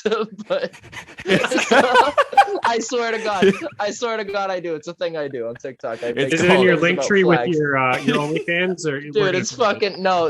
On my OnlyFans, on my OnlyFans, that's flags and fans together. Yeah, guys, shut up. It's called "I don't care if you call me a flag. I'm proud." Shut up and listen. So apparently, so there were like, this is not exactly verbatim, but there were a bunch of tribes that ventured from the north to come down south, right, and settle South and Central America. And one of these tribes they were hated. People didn't like these motherfuckers. So these motherfuckers said, all right, yeah, fuck you. Right. And they left. And they went out to where Mexico City is now today. And they settled out in the middle of fucking nowhere in the middle of a lake. Right. And that's where modern day Mexico City is right now. And the whole idea about it is that I forget the guy's name, obviously, because there was a bunch of weird names. I'm not going to remember none of that. I'm so drunk. But the idea, all those the ancient Central American names, they have a lot of X's and a lot of consonants. Yeah, like hard to say. Teotihuacan, Tenochtitlan, and get the fuck out of here with all that, man. I'm goddamn American. That's tough. So it's very tough. No, but really though. So these fuckers, they went out in the middle of nowhere, settled this whole place, and there was a big old battle.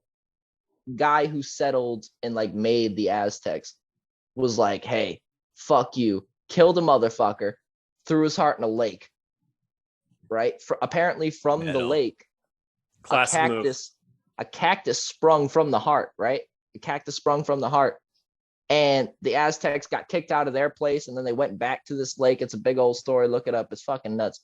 And then this is so dumb. The more I talk about it, the stupider it sounds. So whatever. Now I'm here and I forget what the fuck I'm talking about. You're in for a penny, in for a pound, right? You're pot committed to the story. I'm trying so hard though. Is the eagle gonna come into play here? Because he started out with... it is, dude. Okay. Just give me a sorry. second. I was trying to jog your memory. I'm sorry. No, it worked, I guess. But anyways, they get there, the fucking heart's in the water, it sprouts a cactus, right? Whatever. And some fucking dead fucking ghost comes to this Aztec fucking prince and is like, hey, dude, listen. If you fucking see an eagle eating a snake on a cactus, listen, this is the fucking spot, guy. All right. And the guy's like, dude, all right, fine. You're a fucking dead ghost. Like, I get it. Like, I'm going to listen to you. So guys on the fucking lake, right? Comes back, sees the fucking eagle, right? On the cactus that the heart sprouted, right? Hold on. It's fucking nuts. He's like, dude, this is the fucking place. Turns out to be Mexico City. I forget the actual ancient name for Mexico City. Look it up because I did a terrible explanation. We'll put it up on the thing. Mexico. No, the original tribe de la Mexico. The original tribe was called the Mexica, though. As a matter of fact, the original tribe of the Aztecs, they were the Mexica tribe out of one of the 6 tribes, I believe, that were the Aztec peoples. Interesting. Mexico, it's interesting that the one tribe that no one liked and they kicked him out and they said, why don't you go south of the border? Yes, they said get the fuck out of here. They took their jobs and they said get the fuck out of here. We don't want nothing to do with you. And they said, okay, fuck you. And then they waged war on their enemies for fucking ever and a day. And then the Spanish came and said, hey, you know what smallpox are? And they're like, nah. And then now what a absolute spit in your face. Such a bummer. How people in Mexico speak Spanish because of all the people who came over there and brought Spanish to that. I know. Smallpox. You spelt smallpox wrong. I do believe that Mexico City is the largest city in the world that's not directly adjacent to the ocean. Every other city that's that big is completely on the harbor, and Mexico City is, like you said, it's on a lake. It's not actually on the Gulf of Mexico. Right. Really stupid statement, but I just read a book. That sounds pretty smart so far. No, I know. But I read one. I like it. I definitely read one book a year, and this one was about cycling. But anyways, this kid, he rides his bike from Oregon to Patagonia, and he said Mexico City is the biggest city in the world. And I looked at a Google Earth, and it's pretty big. Is that true? Well, it depends on what metric you're talking about. I don't know. Is it population? Is it the I think mileage. Is it the metropolitan area? Because I think LA is the biggest if you count the metropolitan area, because they count every single city near LA. They count it as part of LA for some bullshit reason. Right, but so I think what it is that, like, so for example, like Queens is part of New York City, but it's not called New York City. Like New York, right, but New they York count is, it. Like Manhattan is like. But so like, but also I do firmly believe Mexico City has like, you know, an Upper East Side, you know, it has that type of stuff, but it is they definitely have a Mexican Harlem in Mexico City. I'm sure they do. But I think Mexico City might be technically the biggest city in the world. I mean, this podcast does not give anyone solid information on things like that, but I read you know, we do, because I look it up later and I put it in the video right here, so we'll know by the time the video the largest city in the world may or may not be Mexico City, right? But again, largest, what's that mean? Is it the metropolitan area? Is it the population size? Is it the economy? Above. Well, it can't be all of the above, because it's not all of those. I don't know. It's only one. Is it the longest name of a city? I mean, we'll find out. The longest name. Honest, I doubt it. I don't think it could. It couldn't be, right? I mean, I think it definitely. I think it has one of the top 3 largest populations. I think you're talking about New York City, Tokyo, and Mexico City have the 3 largest populations in any city in the world. Last time I checked, but we're gonna put the top 3 up here just for the folks so we know. Yeah, we'll figure it out. That's interesting, though. Please, because I call cockadoodle on that. I don't think that is real. I don't know. The book. What part? The population part or the size? Because I can see. Yeah, I can see that. Population bit though, because there are so many places that have so many more people other than Mexico. Right, but you know, so why the fuck would live in Mexico it be that City? Concentrated? That's just the way it pans out. I mean, right. Just like I don't know, like. I mean, the population in Mexico completely has to inaccurate, be much larger than Japan, right? But Tokyo still has one of the most densely populated cities in the entire planet, even though their population is. That's a good point. The 10th largest of any country. It's about the density, not about the overall population size. Tokyo sounds awesome. Throw up the population. Tokyo's dope. Yeah, I've been 3 times. So before we move on to our next topic, Poser. I want to squeeze in the Ark of the Covenant for a second. You guys cool with that?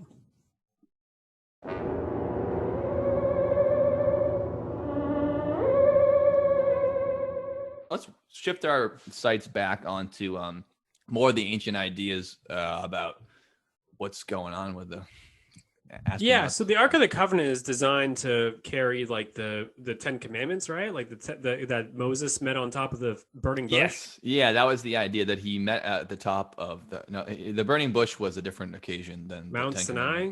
Yeah, exactly. Yeah, so that the covenant is that agreement that, you know, Moses made with God, that the people of Israel were going to follow these commandments and they would be his chosen people, and then they're his favorites for life as long as they follow all the things.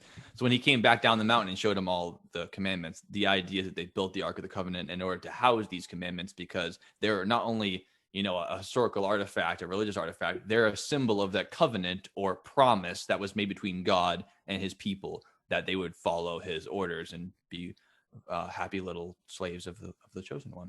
Yeah. So he made those things and he put them onto stone tablets, like 2 of them that looked like gravestones, and then the Ark of the Covenant. According to the movie from 1955 or whatever. And The Prince of Egypt, also a great movie. I haven't seen it. I should watch that. You watched it? We watched it in school. You definitely probably fell asleep during it. It's all good. You've seen it. You've definitely seen it. Deliver us. We've seen it every year on Christmas for my whole life.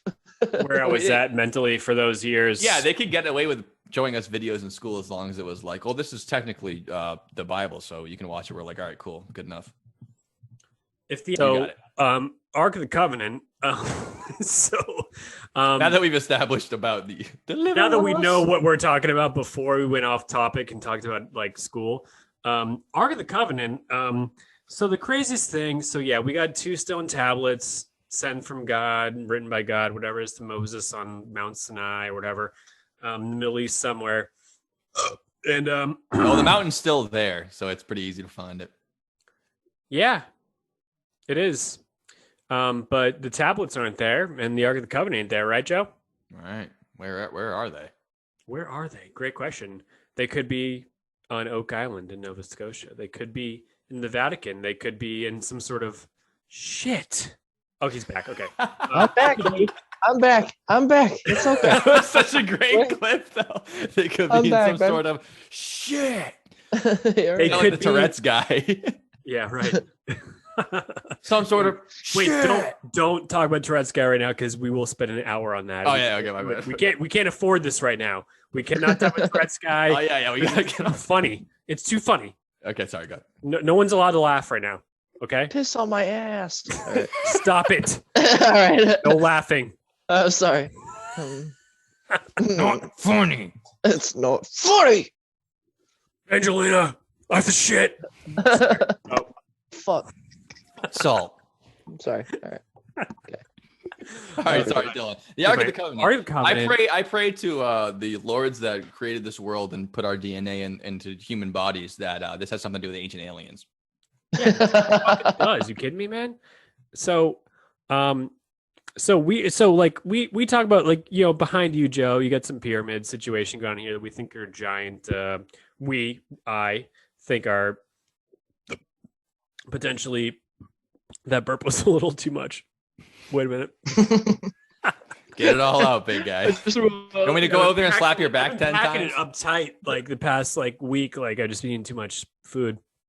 So the pyramids we're really thinking are, like, we, as in me, are thinking that these are possibly a power amplifier, maybe, for lines that cross the earth. I am not you, Joe, not you, Skip. I know you guys are in a different realm, but whatever it is. So the Ark of the Covenant is something that is, you know, is 2,000 years old.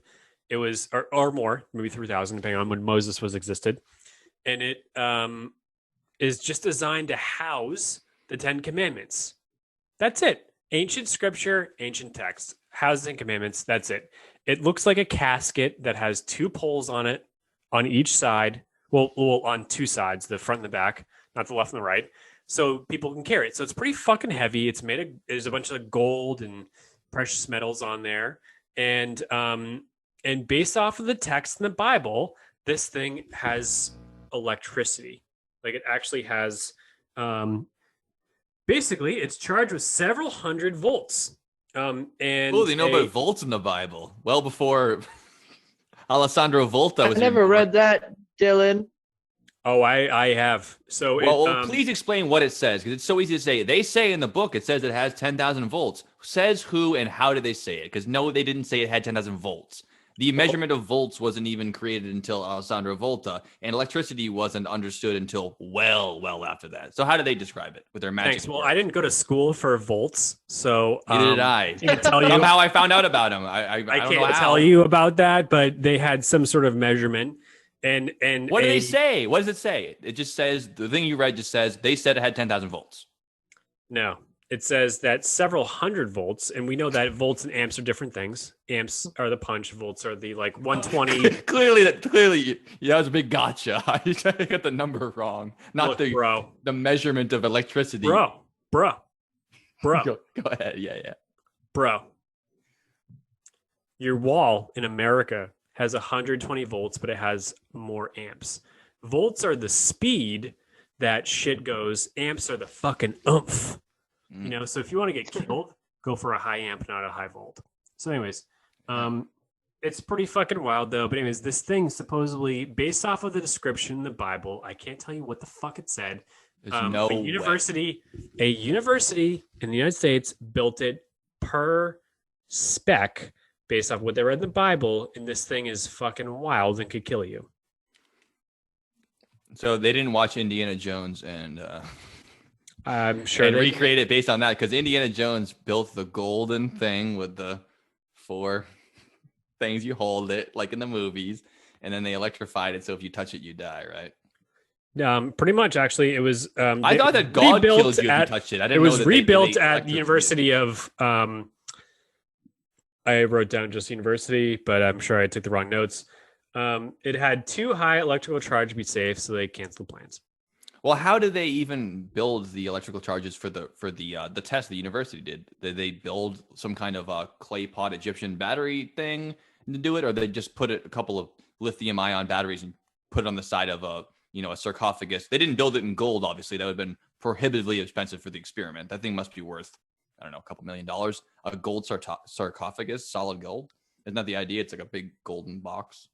I don't know because I walked out of my final of my business class. That's not why. That's not why you don't. College. Don't you keep fucking leaning I back. don't Oh, know, I didn't man. graduate college. No. That's not why you don't know. You don't know because it's a fucking bullshit idea that you read and then you leaned into it. You go, oh, they looked it up. It was the volts. This is what everyone does when they believe this shit. They look at a cursory part of it. They want to believe it's true. That's all they need to know. Don't look into it any further. Don't look at any of the details. Just it is that. Isn't that interesting? And a guy told me they did it, so they did it. Well, it's just the whole theory of this thing is so goddamn weird. They have something that like cool has gold on it, blow me, whatever the fuck. It has this cool shit, but like there's more power to these things that people worship. There just has to be. Yeah, there's power in the idea of it, very much so. I believe that people would definitely have been killed trying to get that thing by humans, though, not by electricity that it exudes from some kind of battery source. Or they didn't even say it's a battery source. It just says it has 100 volts. Yeah, well, it's true. Like, say that it is able to be like, so say it's like 15 car batteries in one. What purpose does it serve? Like, what? Yeah, it's great. I'm cool. You have like the capacity of like 12 volts times 10. What for what? So yeah, I hear you on that. I hear you, man. No, not for what. Again, it's not. I don't care why they did it. I do. I care why. Why is electricity? Well, no, I care. I care why. Too, why is it important? 10,000, 4,000 years ago. Why seems to be to defend them, right? It's a defense mechanism so people don't steal these sacred tablets. Why would you do it? So people don't steal it, right? But how do they do it is important because if they could, how do they do it? I mean, making a battery is fucking simple as shit. I mean, all you need is goddamn baking soda and you can electrocute a golden like a lead rod. I mean, making a battery ain't science. It's science, but it's not science. I mean, it is science, and it sure ain't easy to kill a person with a baking soda and a potato. I can stimulate my anus with a potato and fucking 2 wires from my TV. That's what we're saying. That's the whole podcast. I know. I just wanted to tell people about that. So if you're curious, do it. That's all. That's why I'm here, to spread that truth. That's why Skip is here, because that's something he can do. That's all. So making a battery, as we proved, is not hard at all. You have some sort of solution that is like an electrolyte, which would be like a baking soda mixed with water. Then you have something like lead put in there, and the electrons, the neutrons, that type of thing. Something that can strip electrons from their atoms and make if you change the balance of it, you can get more of a charge that way. You're stripping the same idea when you're using static electricity, you're stripping them from the atoms and you're taking that energy and using it that way. We know very well about that now, but the difference between building those clay pot batteries or a battery you can teach a kid in 4th grade to build with household supplies and enough electricity to kill a man is a giant leap. And luckily people in 4th grade now have the benefit of, like I said, knowing all this information we do now about how to build a battery. Yeah, they have a lot. So I hear you on that. So like the Ark of the Covenant, we don't have the answers, right? Am I right, Joe? No, I mean, I don't even know if, correct me if I'm wrong, I don't even know if we know what the Ark of the Covenant looks like. We're well aware of that because it existed in the Bible. That's the idea that it has the poles and the gold and it kills people and electricity. I'm not even aware that we for sure know what it looks like. I think it could be one of those ideas where it's more of, cinema and books have given us a reason to believe it looks like that way and it strikes people down and all these things. I'm not really sure that that's a description that's in the Bible in any place whatsoever. I definitely could be wrong with that. It's in the text about the definition on that.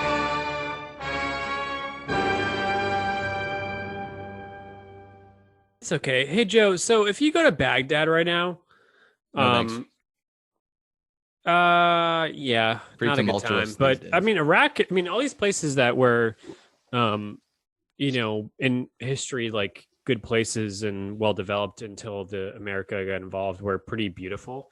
Wait a minute. You think that Iraq was all well and good until America got there? Obviously, it wasn't until oil came in. It wasn't great, but it wasn't what it is now. It's a rubble. So true. It's definitely been way worse ever since.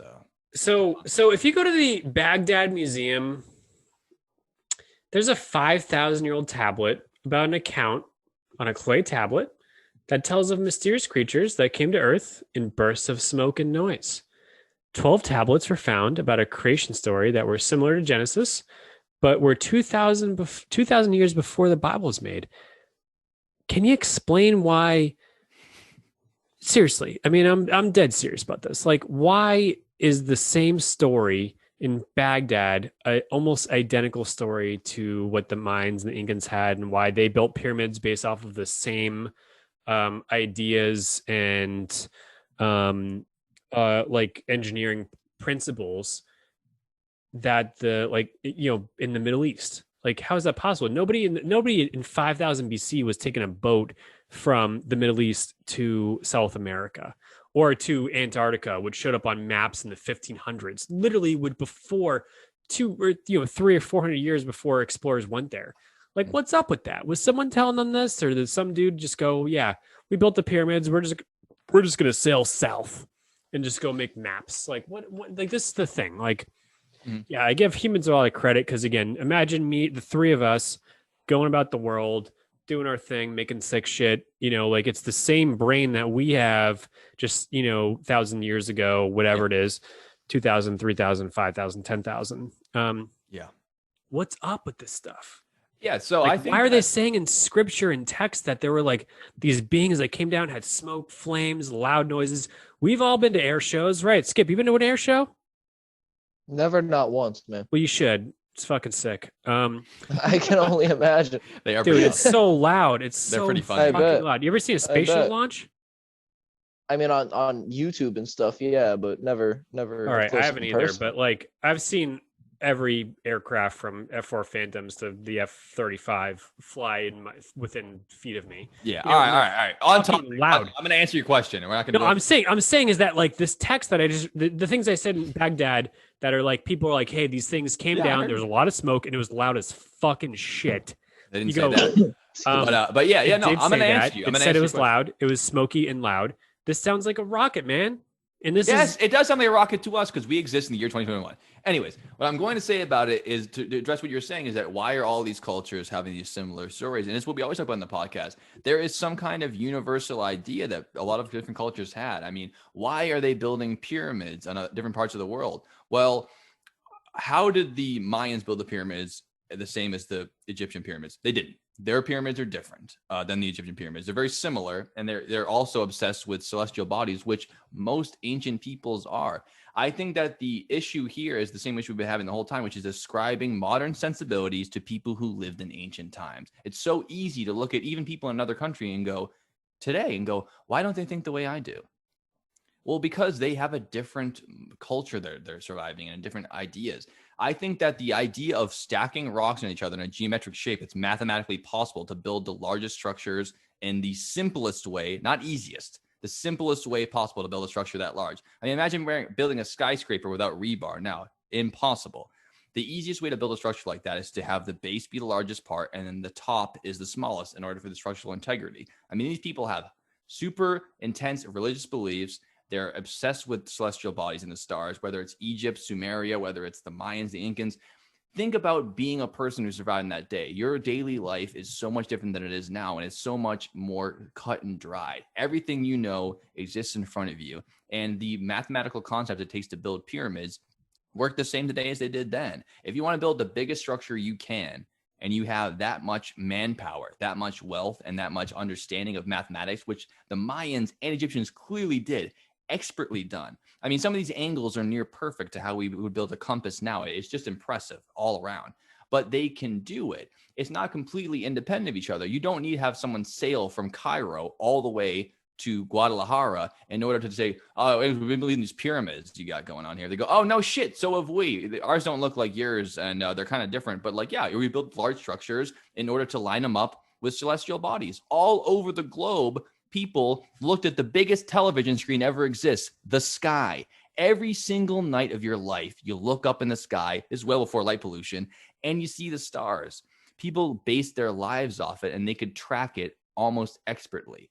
Even as good as we could 1,000 years ago. They already knew that well back then. It's not completely out of the question, is my point in it. And the difference comes when you take that idea and say, there's no way they could have done the same thing in two places unless they knew about it. Well, how'd the first people do it then?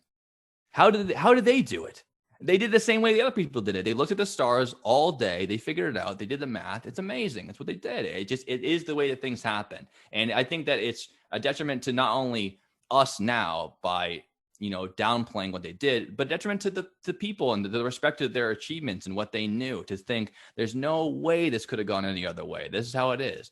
And their attributions to the gods and all these texts that people are so happy to say that they had smoke and fire. I mean, that sounds like a rock ship to me. It sounds like a rock ship to me too, but I don't live in Egypt in the year 3000 BC. Pretty sure it didn't sound like a fucking rocket ship to them because they didn't even know what a rocket was. No, but you ever been to a lighthouse? Yes, I have. They're wonderful. So, those things you put a quarter in, that's like a binocular. Yeah, like the view. They have it on top of the Empire State Building, right? cut in half thing. Yeah. That's all you need to look at the fucking stars. You don't need a goddamn pyramid of Giza.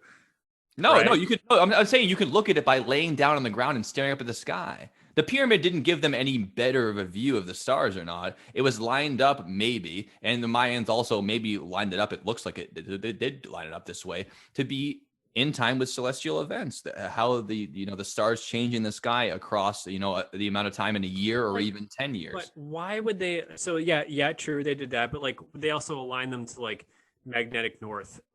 How and why do they know about that? It is why. Like, I don't know how they knew about magnetic north. What is the deal with that? I think functionality. Like, why would they do that? Why would they spend 40 years doing this shit? It's crazy. It is crazy. I'm not doubting it's crazy, but I think it is the complete disconnect. Obviously, we're not going to agree on this fact, but the idea that it has to be what we know now put back then. The whole thing of the magnetic field lines and lining up and shit, it's amazing. I mean, in the North Pole, the North Star, which we've known about for thousands of years, is almost directly north on the planet. It's very crazy how we call it the North Star because it so well lines up with where the North's going to be. They obviously didn't have a compass with magnets in that time to be able to figure that out. But I just think it's so easy to just discredit. Oh, there's no way they would have known. There must have been a giant ancient power grid and all these other things. What makes more sense to me is that there's thousands of years of people staring up at the stars, and it's magnificent. I mean, why did they build the pyramids? They didn't have to, is my answer. They didn't have to do it, but they decided to do it. And they didn't decide to do it, I don't think, in order to achieve any kind of technological breakthrough to channel energies from the stars or even use it to worship alien beings. They did it the same way they did anything at the time, because that's what the culture was at the time. The pharaoh says, build a pyramid. They're all on board. Let's do it. It's a 40-year project. We're going to do it. Why did they do it beyond that?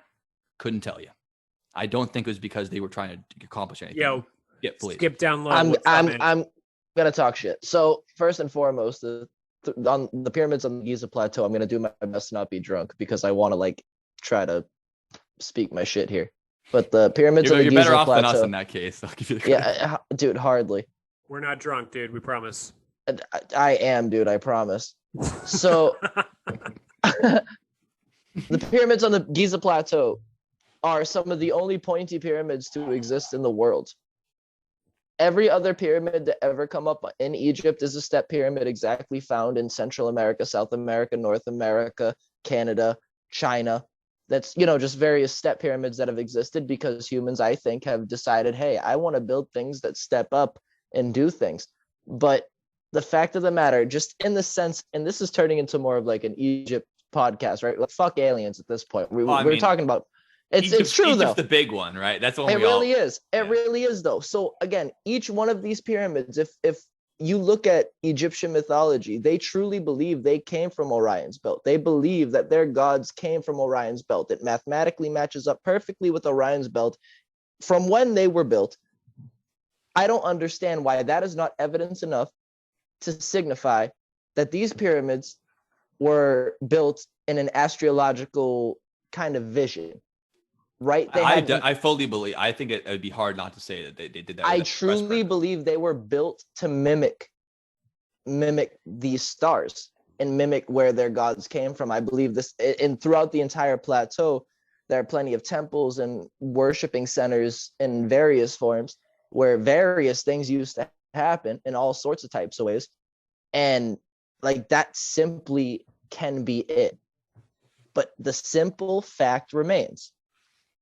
We do not know how they did it. We do not know why they built it. And as a people currently, we should. It's probably not aliens, right? Of course, right? We can all sit here in our logical brains, all of us. I don't give a fuck who you are. And if we really assess the situation, probably not aliens coming down and be like, here's a pyramid. You know what I mean? Or like lifting things up for us and dropping them. Like, I doubt that happened.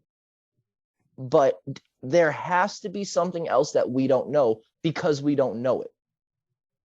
You know, there has to be, because we know everything about some of these ancient cultures, especially Egypt. There have been the better part of 200 years now of full-on study every day, all day for 200 years in the Giza Plateau. And still, we have no idea why the fuck, not where the fuck, but like why any of these things happen. And that's why I get so confused, especially on this ancient astronaut theory, because it's like there's no explanation. And that's what I think captivates the minds of some of these people that watch these shows and try to explain away these theories. But it's more or less like there are so many things in some of these pyramids, so many things under these pyramids. Recently, there are things found under the Sphinx that lie in the Giza Plateau. Mm-hmm. You know, why the fuck is it there? We don't know.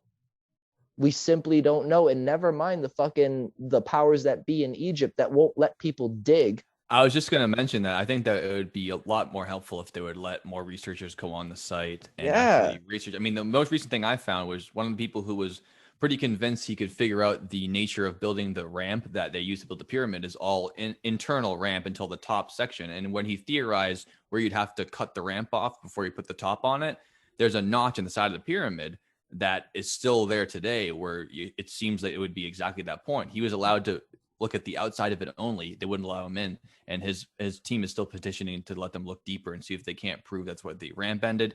The Egyptian government said, no dice, go fuck yourself. So it's harder to get into Egypt than it is to Antarctica, which is fucking insane. That's crazy. It's fucking insane, you know? And it's like Antarctica hasn't been explored in any way, shape, or form other than, you know, the fucking 48 people that have ever been there. That's a made up number, but it's not exactly a lot of people, you know?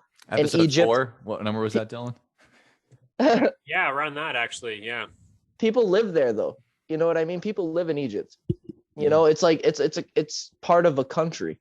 You know what I mean? It's part of a continent rather. Like it's a thing that people live on, and people aren't allowed. They're fucking hours. If you look it up right now on Google. The pyramid of Khufu just fucking closed at 8. You got to come back at 8:00 in the morning tomorrow. Like, sorry. Buy your tickets tomorrow. Close to the Seriously, it's fucking insane, and that's where I think it's a profit thing. It's money. It's for the Egyptian government, and fuck you guys. Send your fucking crazy assassins. Come get me. I know kung fu. I know kung fu. My thing on this whole thing, like, can you guys hear me? Okay, is it working? Yeah, right. I can hear you. Like, I can never tell this microphone. Is that like? So here's the thing. I think that like humans are quite naive, especially the conservative group. Here we go. Get on your soapbox there, Joe Biden. Yikes. Stop the steal 2024. Yeah, we're trying to avoid politics at the moment. I'm not Trump 2024. I'm not. I'm kidding. Kamala Harris is an alien. You heard it here first. Well, my thing is that, like, so here's the thing is that, like, all right, lads. Joe, what year is it right now? 2021, the year of our Lord and Savior. 2021, the year of our Lord. It is been, only 1,000 years, or actually, quite frankly, like literally 100 years since people fought with swords. I mean, 1920, guns, whatever it is. So let's say like 200 years before swords. It's been pretty crazy. There really could be another civilization that was where we are at 1,000,000 years ago. And they happen highly unlikely based on evidence, but sure. Oh, you shitting me? Seriously? I'm not shitting you. I mean, we know about microbes that existed millions of years ago, and all they left behind was a little fossilized signature of their little protozoa self, but we didn't find any ancient laser beams or machine guns. Yeah, that's cool on Earth, man. But like 100 million years. Oh, you're talking about another planet. Yes. My mistake. I thought you were talking about on planet Earth. Oh, no. Planet Earth, there may or may not have been an advanced civilization before the flood of 12,500 years ago, whatever. Like major bullshit. But no, on other planets, I would never doubt you for that. Very, very well could be. Okay, that's what I'm saying. Is that like to have this stuff come up? Is that it's just I didn't know that. Wild, man. Like other planets. Like so, like there could be the same thing. Is that there might be a planet right now that is a million years ahead of us, and that which means that they probably don't even have, they barely talk out of their mouths. But there could also be a planet that is if they ever had mouths. It's weird for us to assume that they had mouths at some point. They could talk out of their hands. Like the planet, so like universally, had hands. DNA cells. I can talk with my hands too. Well, like the thing is, like I think life is pretty universal as far as what the components are, and just because someone's an alien doesn't mean that they have different. Their cellular structure is different than ours. If there's going to be an intelligent life form, it's probably going to be very similar to us. Why? Yeah. Why would it be? Why would it be? The universe has universal rules. No, it doesn't. One of the rules isn't everything intelligent has to be like an ape. That's completely. I mean that's the selfishness and the introspection that I perceive in this whole entire idea. Intelligent species, it has to be bipedal. It has to have thumbs. It has to have a mouth. No, it doesn't. There's no reason why it has to have any of those things. It doesn't. It could be a squid, but it could be the same thing as that our DNA is from somewhere else or whatever it is. And the whole point is that, like, what's my point? I was just going to ask you that. I know. God, it's so hard for me sometimes. I try so hard. I know you do, buddy. The whole thing is that just because we're in 2021 doesn't mean someone else is in 2021. They could be in 900. They could be in 1 billion. I agree 100% with that. I mean, the idea that there's no other... And if they're in 1 billion, it just totally means that we're already... Elon Musk is planning on going to Mars within 5 years. Mm-hmm. Having human beings on a planet close to ours in 5 years, which means imagine us in 100 years, 5,000 years, where we'll actually be based off technology advancements. Mm-hmm. It's not too hard to speculate that someone came here only 2,000 years ago and influenced how we developed our society to make sure we don't fucking kill ourselves. Right, but there's the only reason why it's hard to believe is because there's no evidence for it. There's no evidence that it ever happened is my reason. All burned down. Don't get me wrong. The idea that there could, I'm not saying there could never be alien life. I think there's almost certainly alien life. And if they do exist, there's no reason why they wouldn't be, like you said, 1,000, 10,000, maybe even 1 million years ahead of us technology wise. It's very likely in my mind that could happen. The leap is that I'm not saying that's impossible. I'm saying that's very possible. The leap is they were here and then they decided to stack a bunch of rocks up and they lined it up with the stars. I mean, come on. If we're going to go to another planet, you think we're going to start stacking rocks? And we're only humans. We're only humans now. Imagine being 10,000 years in the future. We're going to go over there and teach them to stack rocks, make them mine gold so we can bring it back and spray it into our atmosphere like Michael Telliger said in his book. I mean, come on. That fucking asshole. Yeah. These are the people that are involved with ancient aliens. The whole idea. I know. They're the ones that are pumping this bullshit into the culture that people are eating up like guppies. 5,000 years ago, the Nazca lines were landing sites for when they chopped off. Oh, here we go. They had to have a runway. They can travel across the entire galaxy. Not they had to have a runway like a Cessna. It's the chopped off mountains that were able to people. Explain that, Joe. Do that. What they call them geoglyphs. So explain the geoglyphs just for the audience, because I'm curious to the way your brain thinks about that. Yeah. Well, again, I will explain it as far as I know, which I don't know very much about it. But again, it's always this thing that I'm going to bring up in the podcast a million times.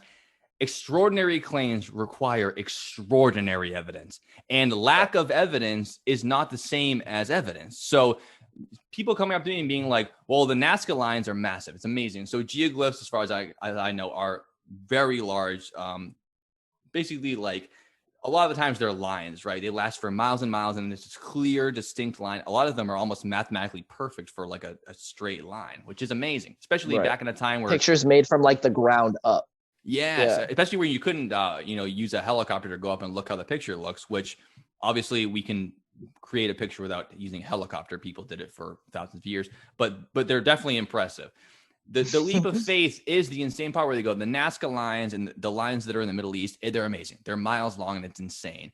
And I'm not exactly sure why they're there. If they used to be roads, if they used to be part of obviously the Nazca lines are part of giant murals that are actually images of the animal spirits that they worshipped and respected, like the cats. Fish.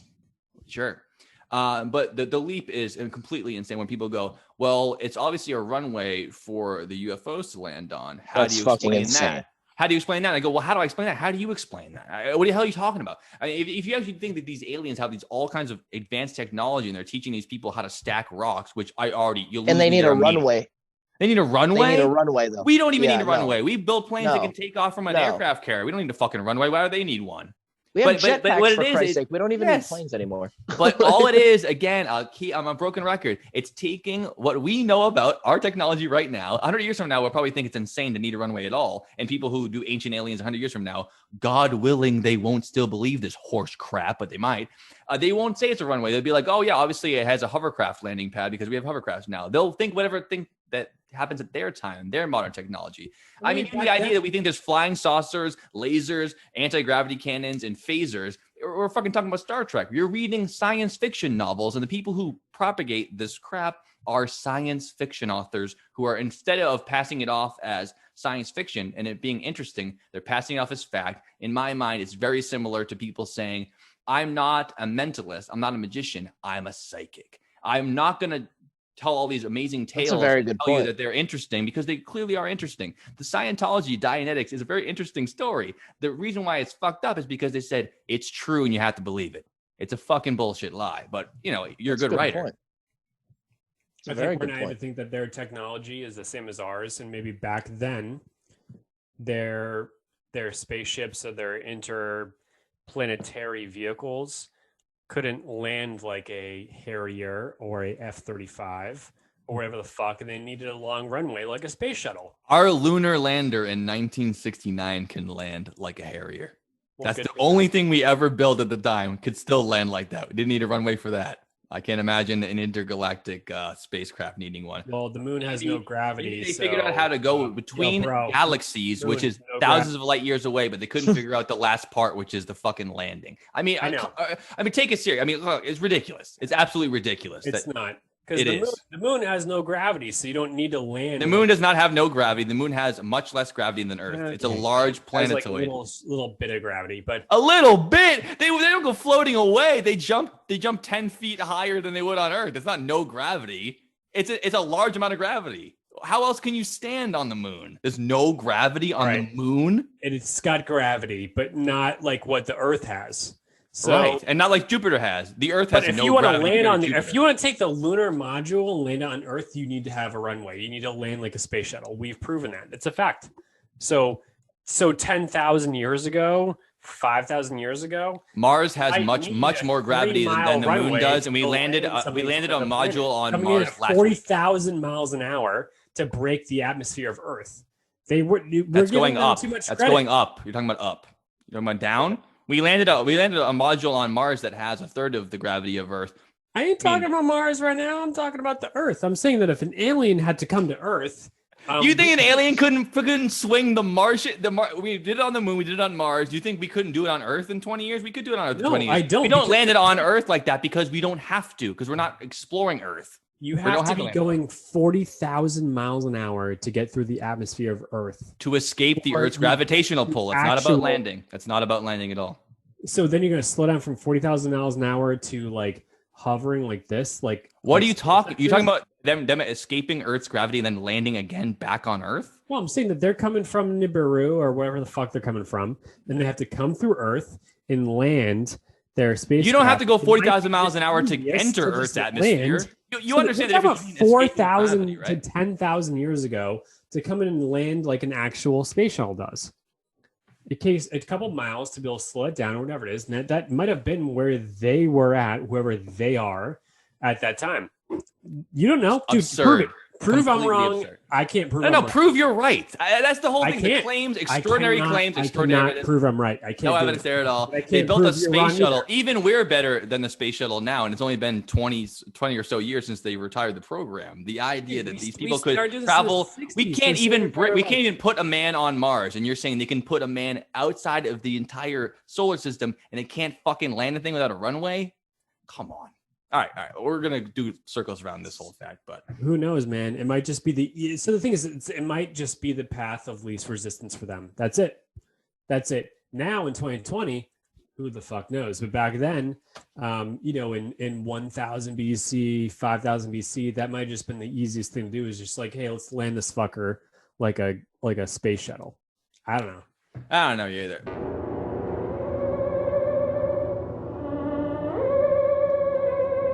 But I have to bring up Eric von Daniken, right? I mean, he is the godfather of aliens. He is the reason why the show exists, reason why the cosmic astronauts idea exists. He's one of the godfathers of it. And I think he should be proud of himself because he has created this movement ultimately, one of the first ones. The book that he wrote in the 70s or early 80s, I mean, it really got this whole thing started up on this idea of it. And I wanted to look more into him and go, this guy is like one of the main reasons why this thing exists. I want to look into this guy. And you know what I found is I bet you did. Well, first off, before I just trashed him, obviously he's a great author. He's written a bunch of amazing books about aliens and things like that. It's very interesting. So he's from Switzerland. His first or largest book that he ever had was called 1935. Chariots of the Gods ?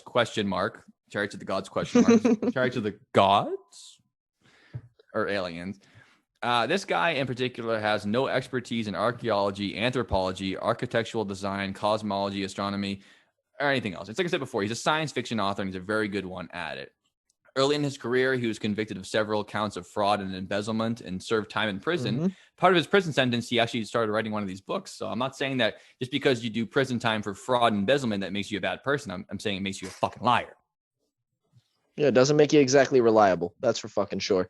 And, you can always to pull out the tailspin. But his writings were so littered with like sloppy reasoning, wild speculation. I mean, a lot of people's books that they wrote on ancient astronaut theory were based on his book. So they're citing a source that's gobbledygook to begin with. It's really wild the way that people dealt with it. But I just wanted to give a quote from Carl Sagan about Eric von Daniken to what Carl Sagan thought of him, because he's one of the Carl Sagan, obviously more of a public facing figure. He kind of the Neil deGrasse Tyson of his time. Obviously a well-respected astrophysicist and cosmologist at the time.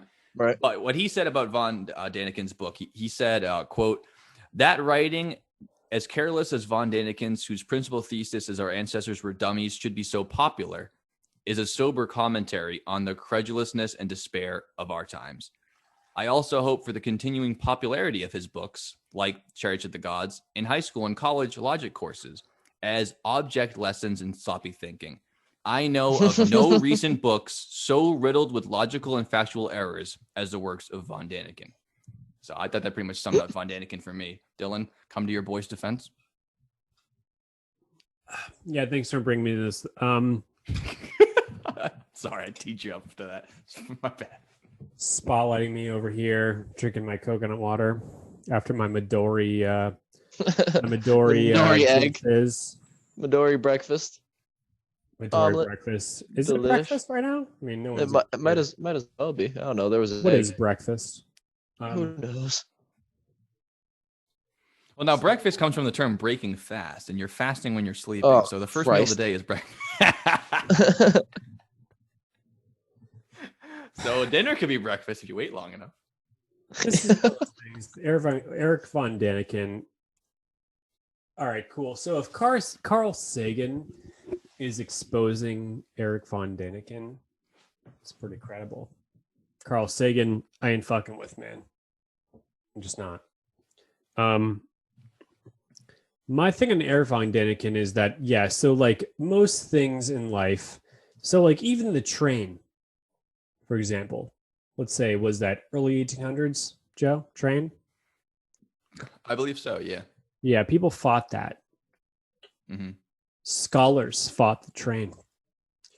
Then they fought the car after the horse.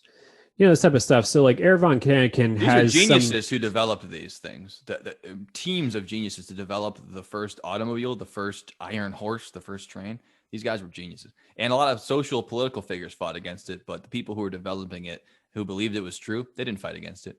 People who were engineers when the train came out didn't say, "Hey, stop building this train, you fucking liar." I mean, if you want to build the train, build the train. Däniken can't even build a train. Well, some did. I mean, but like, so as far as Von Däniken, he immediately knows that his purpose in life, or whatever it is pseudoscience. There's no control. There's no scientific method to prove these type of things. It's just that this is almost in the spiritual realm. It's mixed with that type of thing, but it's not what it's getting tied. I'm getting very angry because it's getting tied into like other things like anti-vaxxers, which I'm not. I mean, like I'm just, like, but as far as into like Eric Von Däniken goes, he's done research. He's gone to these sites. He's done his thing. He's a modern day archaeologist. Far from it. I disagree with that. He completely bases it was what he wants to think. You go into sites like, the one in the Incas, and he said, well, there's no evidence for anything. It has to be lifted by anti-gravitational shit. At the site, there is half-built stones with markings. I mean, even there, it'd be hard to ignore that the evidence is there to how they built it, but he willingly ignores it because that's not good for book sales. Eric Von Däniken is the equivalent as to like Miss Cleo is to, like tarot cards and spiritualism. You know what I mean? It's like you're going to sit here and tell. So absolutely fucking not. He's never fucking lifted a fucking stone in his life. No idea what he's he's done the studies. He has no fucking clue. And it breaks my heart because some of these theories are fucking awesome. These ideas are so cool. The ideas of people coming from another place to potentially help Earth in any which way, shape, or form, right? Especially off the things we don't know about that we talked about earlier. And fucking Von Däniken is out here trying to explain this away by, I don't know, making millions of dollars in book sales. And that's exactly what the fuck it is for him. Well, you know what I mean? He has a stake in the Ancient Aliens fucking series, and like he's a dick. All right. Go ahead. So I'm sorry. I don't think so. I think that at the very say you're right about 99% of that.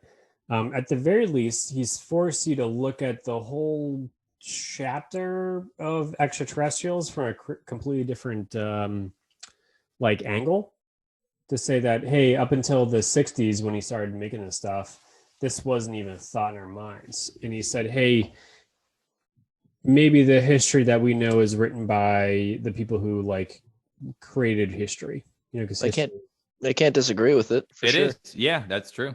So that's kind of my argument with that's one argument I have with him. And two is that he's questioning his real purpose in life is to question what has already been there.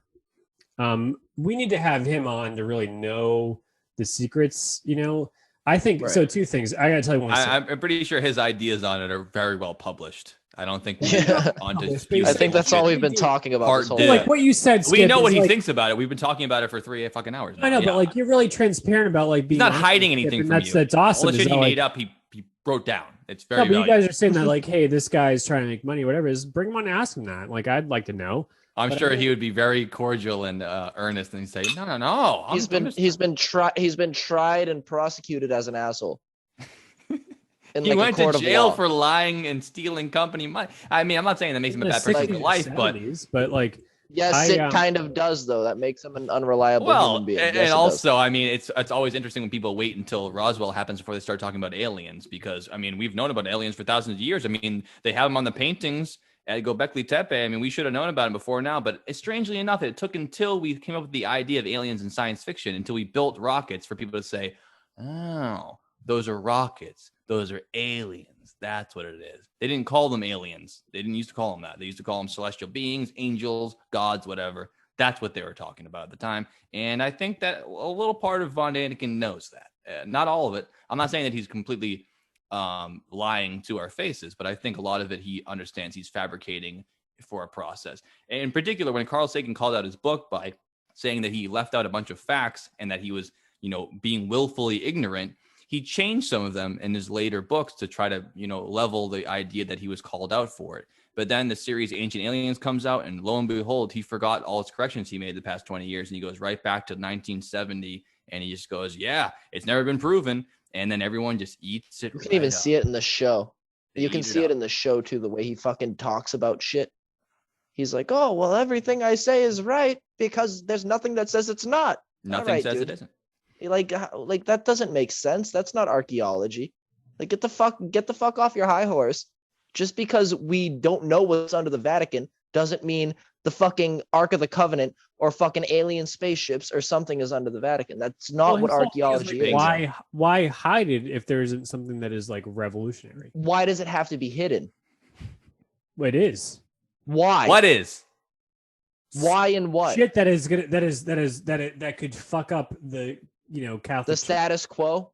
Mm-hmm. Not the status quo, not at all. I mean, with the Catholic Church, it would essentially be they the have status quo. a stranglehold over the world, especially now in recent times. I think if anything, they should start popping out those alien artifacts and start to get more credibility back. People are mostly worried about them molesting kids and becoming atheists nowadays. But I mean, if they lose their grip on the Holy Roman Empire, they might want to start shelling out some of these artifacts they have under there. It might be worth it.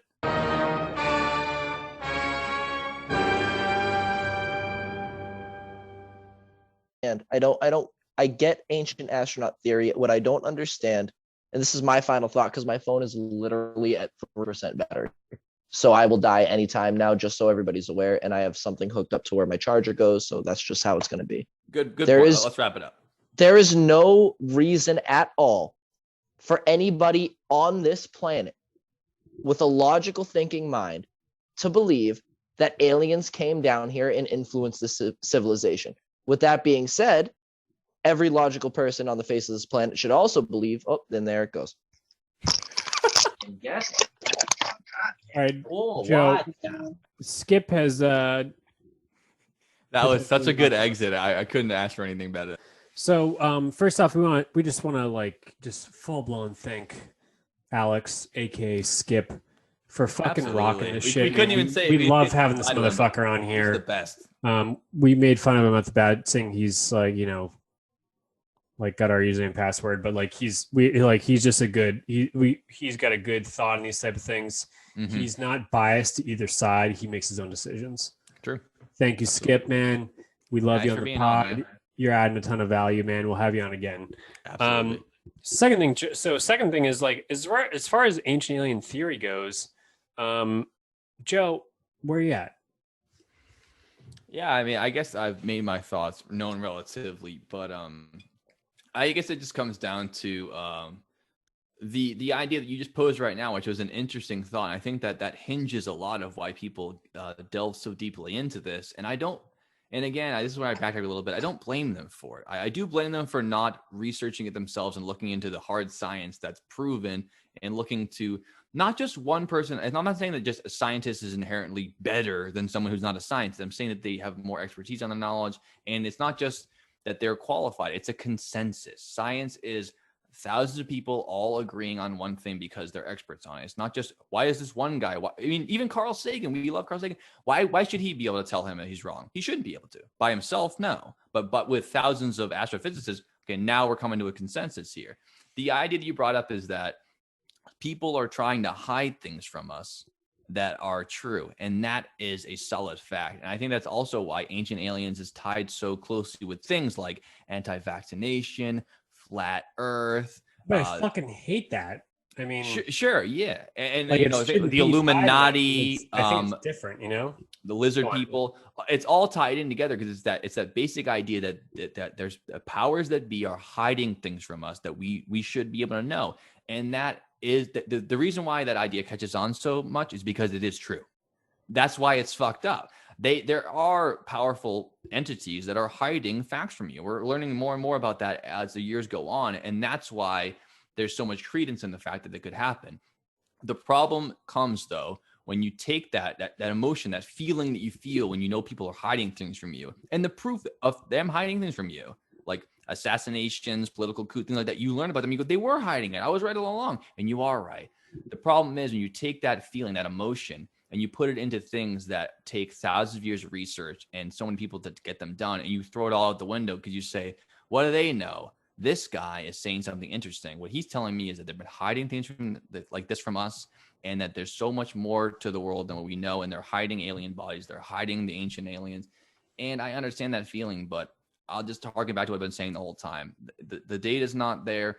If you look into it more, it doesn't seem to be the case. And every self-respecting historian and scientist believe it's all bullcrap. And could they be wrong? Maybe, yes. But if they are incorrect, it's not for lack of trying, because unlike when you're writing a book or you're becoming a cult of personality figure on the internet through conspiracy, your job isn't to tell people what they want to know. It isn't even to tell yourself what you want to know. It's about looking at objective reality, measuring it, and reproducing those over and over again. That's why it's so fucking boring, but that's why we know what we know today. And unfortunately, Von Däniken, he wants it too bad. Like, when you want something too bad and you're researching it, you're only looking for the things your confirmation bias is leading you towards. And even if I give him the credit, give him the benefit of the doubt and say he's not openly fabricating things for interesting books, which I believe he is, but even if he isn't, he's going to these sites and he's looking for only what's going to confirm what he's already believing and not looking into it more than that. And the scientists that have looked into this, they're not just always under the thumb of world governments and the powers that be that are hiding things from you. I mean, the people who are researching places like Incan temples, they don't make that much money per year. They're asking for grants from the government. They're wearing khaki shorts and they're going home and, eating a pixie stick. They're not the powers that you're afraid of. The powers are out there, and it's true. But you need to take those people seriously. And every time you listen to people who are writing books that are interesting for the sake of being interesting, I think that it is a major slight to people who dedicate their lives to finding the truth, even if they don't want to know the answer, but they have to tell you the answer because that's what their job to report it. So I think it deserves some respect. Yeah. I'm going to agree with that, is that we don't hear from the mainstream archaeologists or the ones who are operating the museums, that type of stuff. They do show up on these books and shows every now and then to say that, hey, here's the facts, here's what we do know, here's what we don't know, which is the scientific method, which is great. I respect that more than anything, which is cool because like those shows like Ancient Aliens do tend to play that, is that, hey, we have somebody who is credible, has a PhD in archaeology or a PhD in anthropology or something like, on those lines, that says, yeah, this is something that we have noticed. This is something that we've looked at and we don't have an answer. Mm-hmm. And then they take that and they go, well, here's the conclusion. As far as like Eric Von Däniken goes, he's credited for being the first person to really create the ancient astronaut theory back in the 60s or 70s with his book. Was it first Chariots or Fingerprints of the Gods? I forget what came first, but it was one of the two, saying that ancient aliens came to this earth back 10,000, 5,000, 4,000, 1,000 years ago, and influenced Homo sapiens to have an advancement on technology, specifically to have a better lifestyle. He's not talking about the Anunnaki who were put here to basically make Homo sapiens slaves. Not his thing. That's a whole nother thing. So I personally don't think that he's here to make a buck. That's just a benefit for what he does. I think that he has intrinsic value in his research, which is like what most people strive for. He's looking for something that he believes in that he can then report on. I respect that, and it's great. Not a lot of people can do that. He's interested, he's happy, or else he wouldn't do it. This isn't really the biggest money-making scheme ever. Maybe I'm just too optimistic, but I just don't think that's the case for this guy. I think that people are naive if they think that this isn't a possibility. I really do. I mean, like, this is pretty, for us to be like, I'm born in 1991. Great year. Great year for, not sure what happened in 1991. Doesn't matter. A whole lot. Right? Doesn't matter what happened in 1991. I'm just saying. What was my point? I'm off track now. So like, I'm talking about what year you're born. Who gives a fuck? I know, right? No one cares. I'm just saying 91. I'm not sure that. Where was I going with that? I shouldn't have brought that up. Yeah, that Von Daniken is more altruistic in that he's not really doing it for the sense of making money. He's more exploring these ideas because that's what he believes in. Oh yeah, yeah. And if you actually believe it's impossible, you're being naive. We just have 91, 29 years old. I just think that there's not a whole lot that like I say that is like I'm trying to speculate on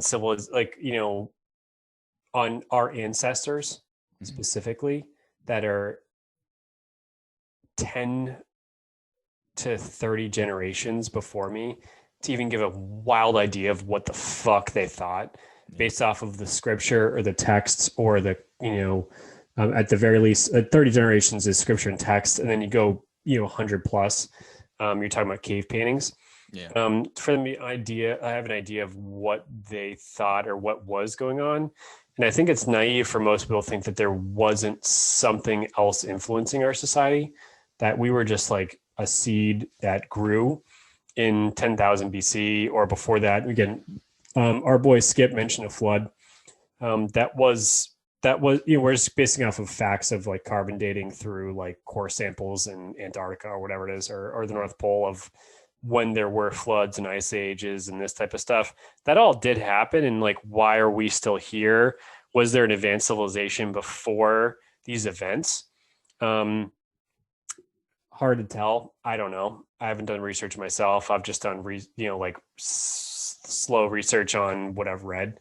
But it's pretty crazy. And I don't know, but I think that people are naive to just outright deny aliens, for starters. I think that's just crazy. Like, how the fuck would you know? To outright deny any sort of influence on our society. Also not sure about that either.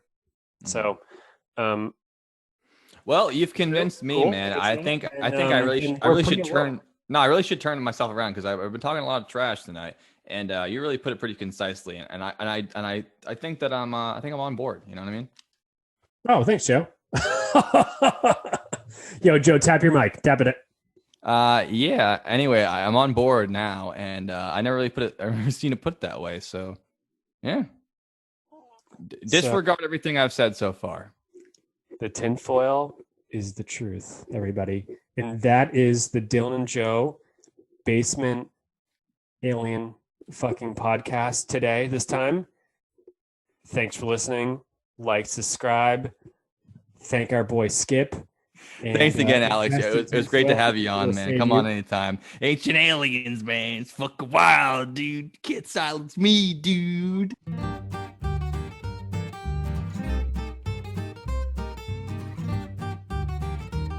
Where are they? Where are they? Great question. They could be on Oak Island in Nova Scotia. They could be in the Vatican. They could be in some sort of shit. Oh, he's back. Okay. I'm back, Dave. I'm back. It's okay. Fucking problem. Dylan, duck on the mic. Fucking amateur. Suck it. First podcast, Dylan. Is this episode like 14? Like, what are you doing, dude? We're recording. We're all close to doing this in person soon, so that would be fucking sweet, dude. Dude, 3 of us around a table drinking Budweisers. Please. Yeah, we're gonna get a 30 of Bud heavies. 30 of blood. 30 of Bud for 3 people. 10 don't each. say that. 10 each. Yeah. Don't you dare say Bud Heavies the way you just said Bud Heavies. That is a goddamn staple. Diesel. Got a sixer of the tall boy, the Bud Diesel. Bro. That's American, dude. All right, listen.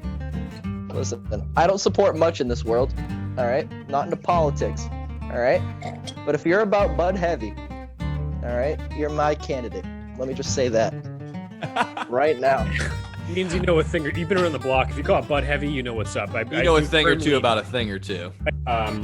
Not kosher ain't the word for this fucking religion. If it's not kosher to Christianity, And he has seen aliens. I mean, he's got his whole thing. His mother was like a clairvoyant or something. I mean, he's balls deep in it. Not just Ghostbusters, but like he's really, this is his thing. We should have a podcast sometime. What do you think, Joe? If Dan Archer wants to come on the podcast, I'll do anything. I will tell him to his face that I believe all the crystal skulls have been created 1,000 years ago by the aliens and they have inherent powers. I'll tell him that to his face. He won't come on that notion because that's not honest. Oh, well, whatever bullshit he thinks, let's say that. I think he should be on. What do you think, Skip? I agree with Joe. I think Joe should bullshit him until Dan Aykroyd believes he's correct. Real gotcha journalism, then we'll get him on, and then after a half an hour of schmoozing with him, I'll go, hey, guess what? I lied! You're fucking Just stupid! I love you as an actor and a comic guy, but you're gone off the deep end, and I'm sorry your wife divorced you because you sank your entire life. Jesus Christ. Skulls. And there goes the cameo.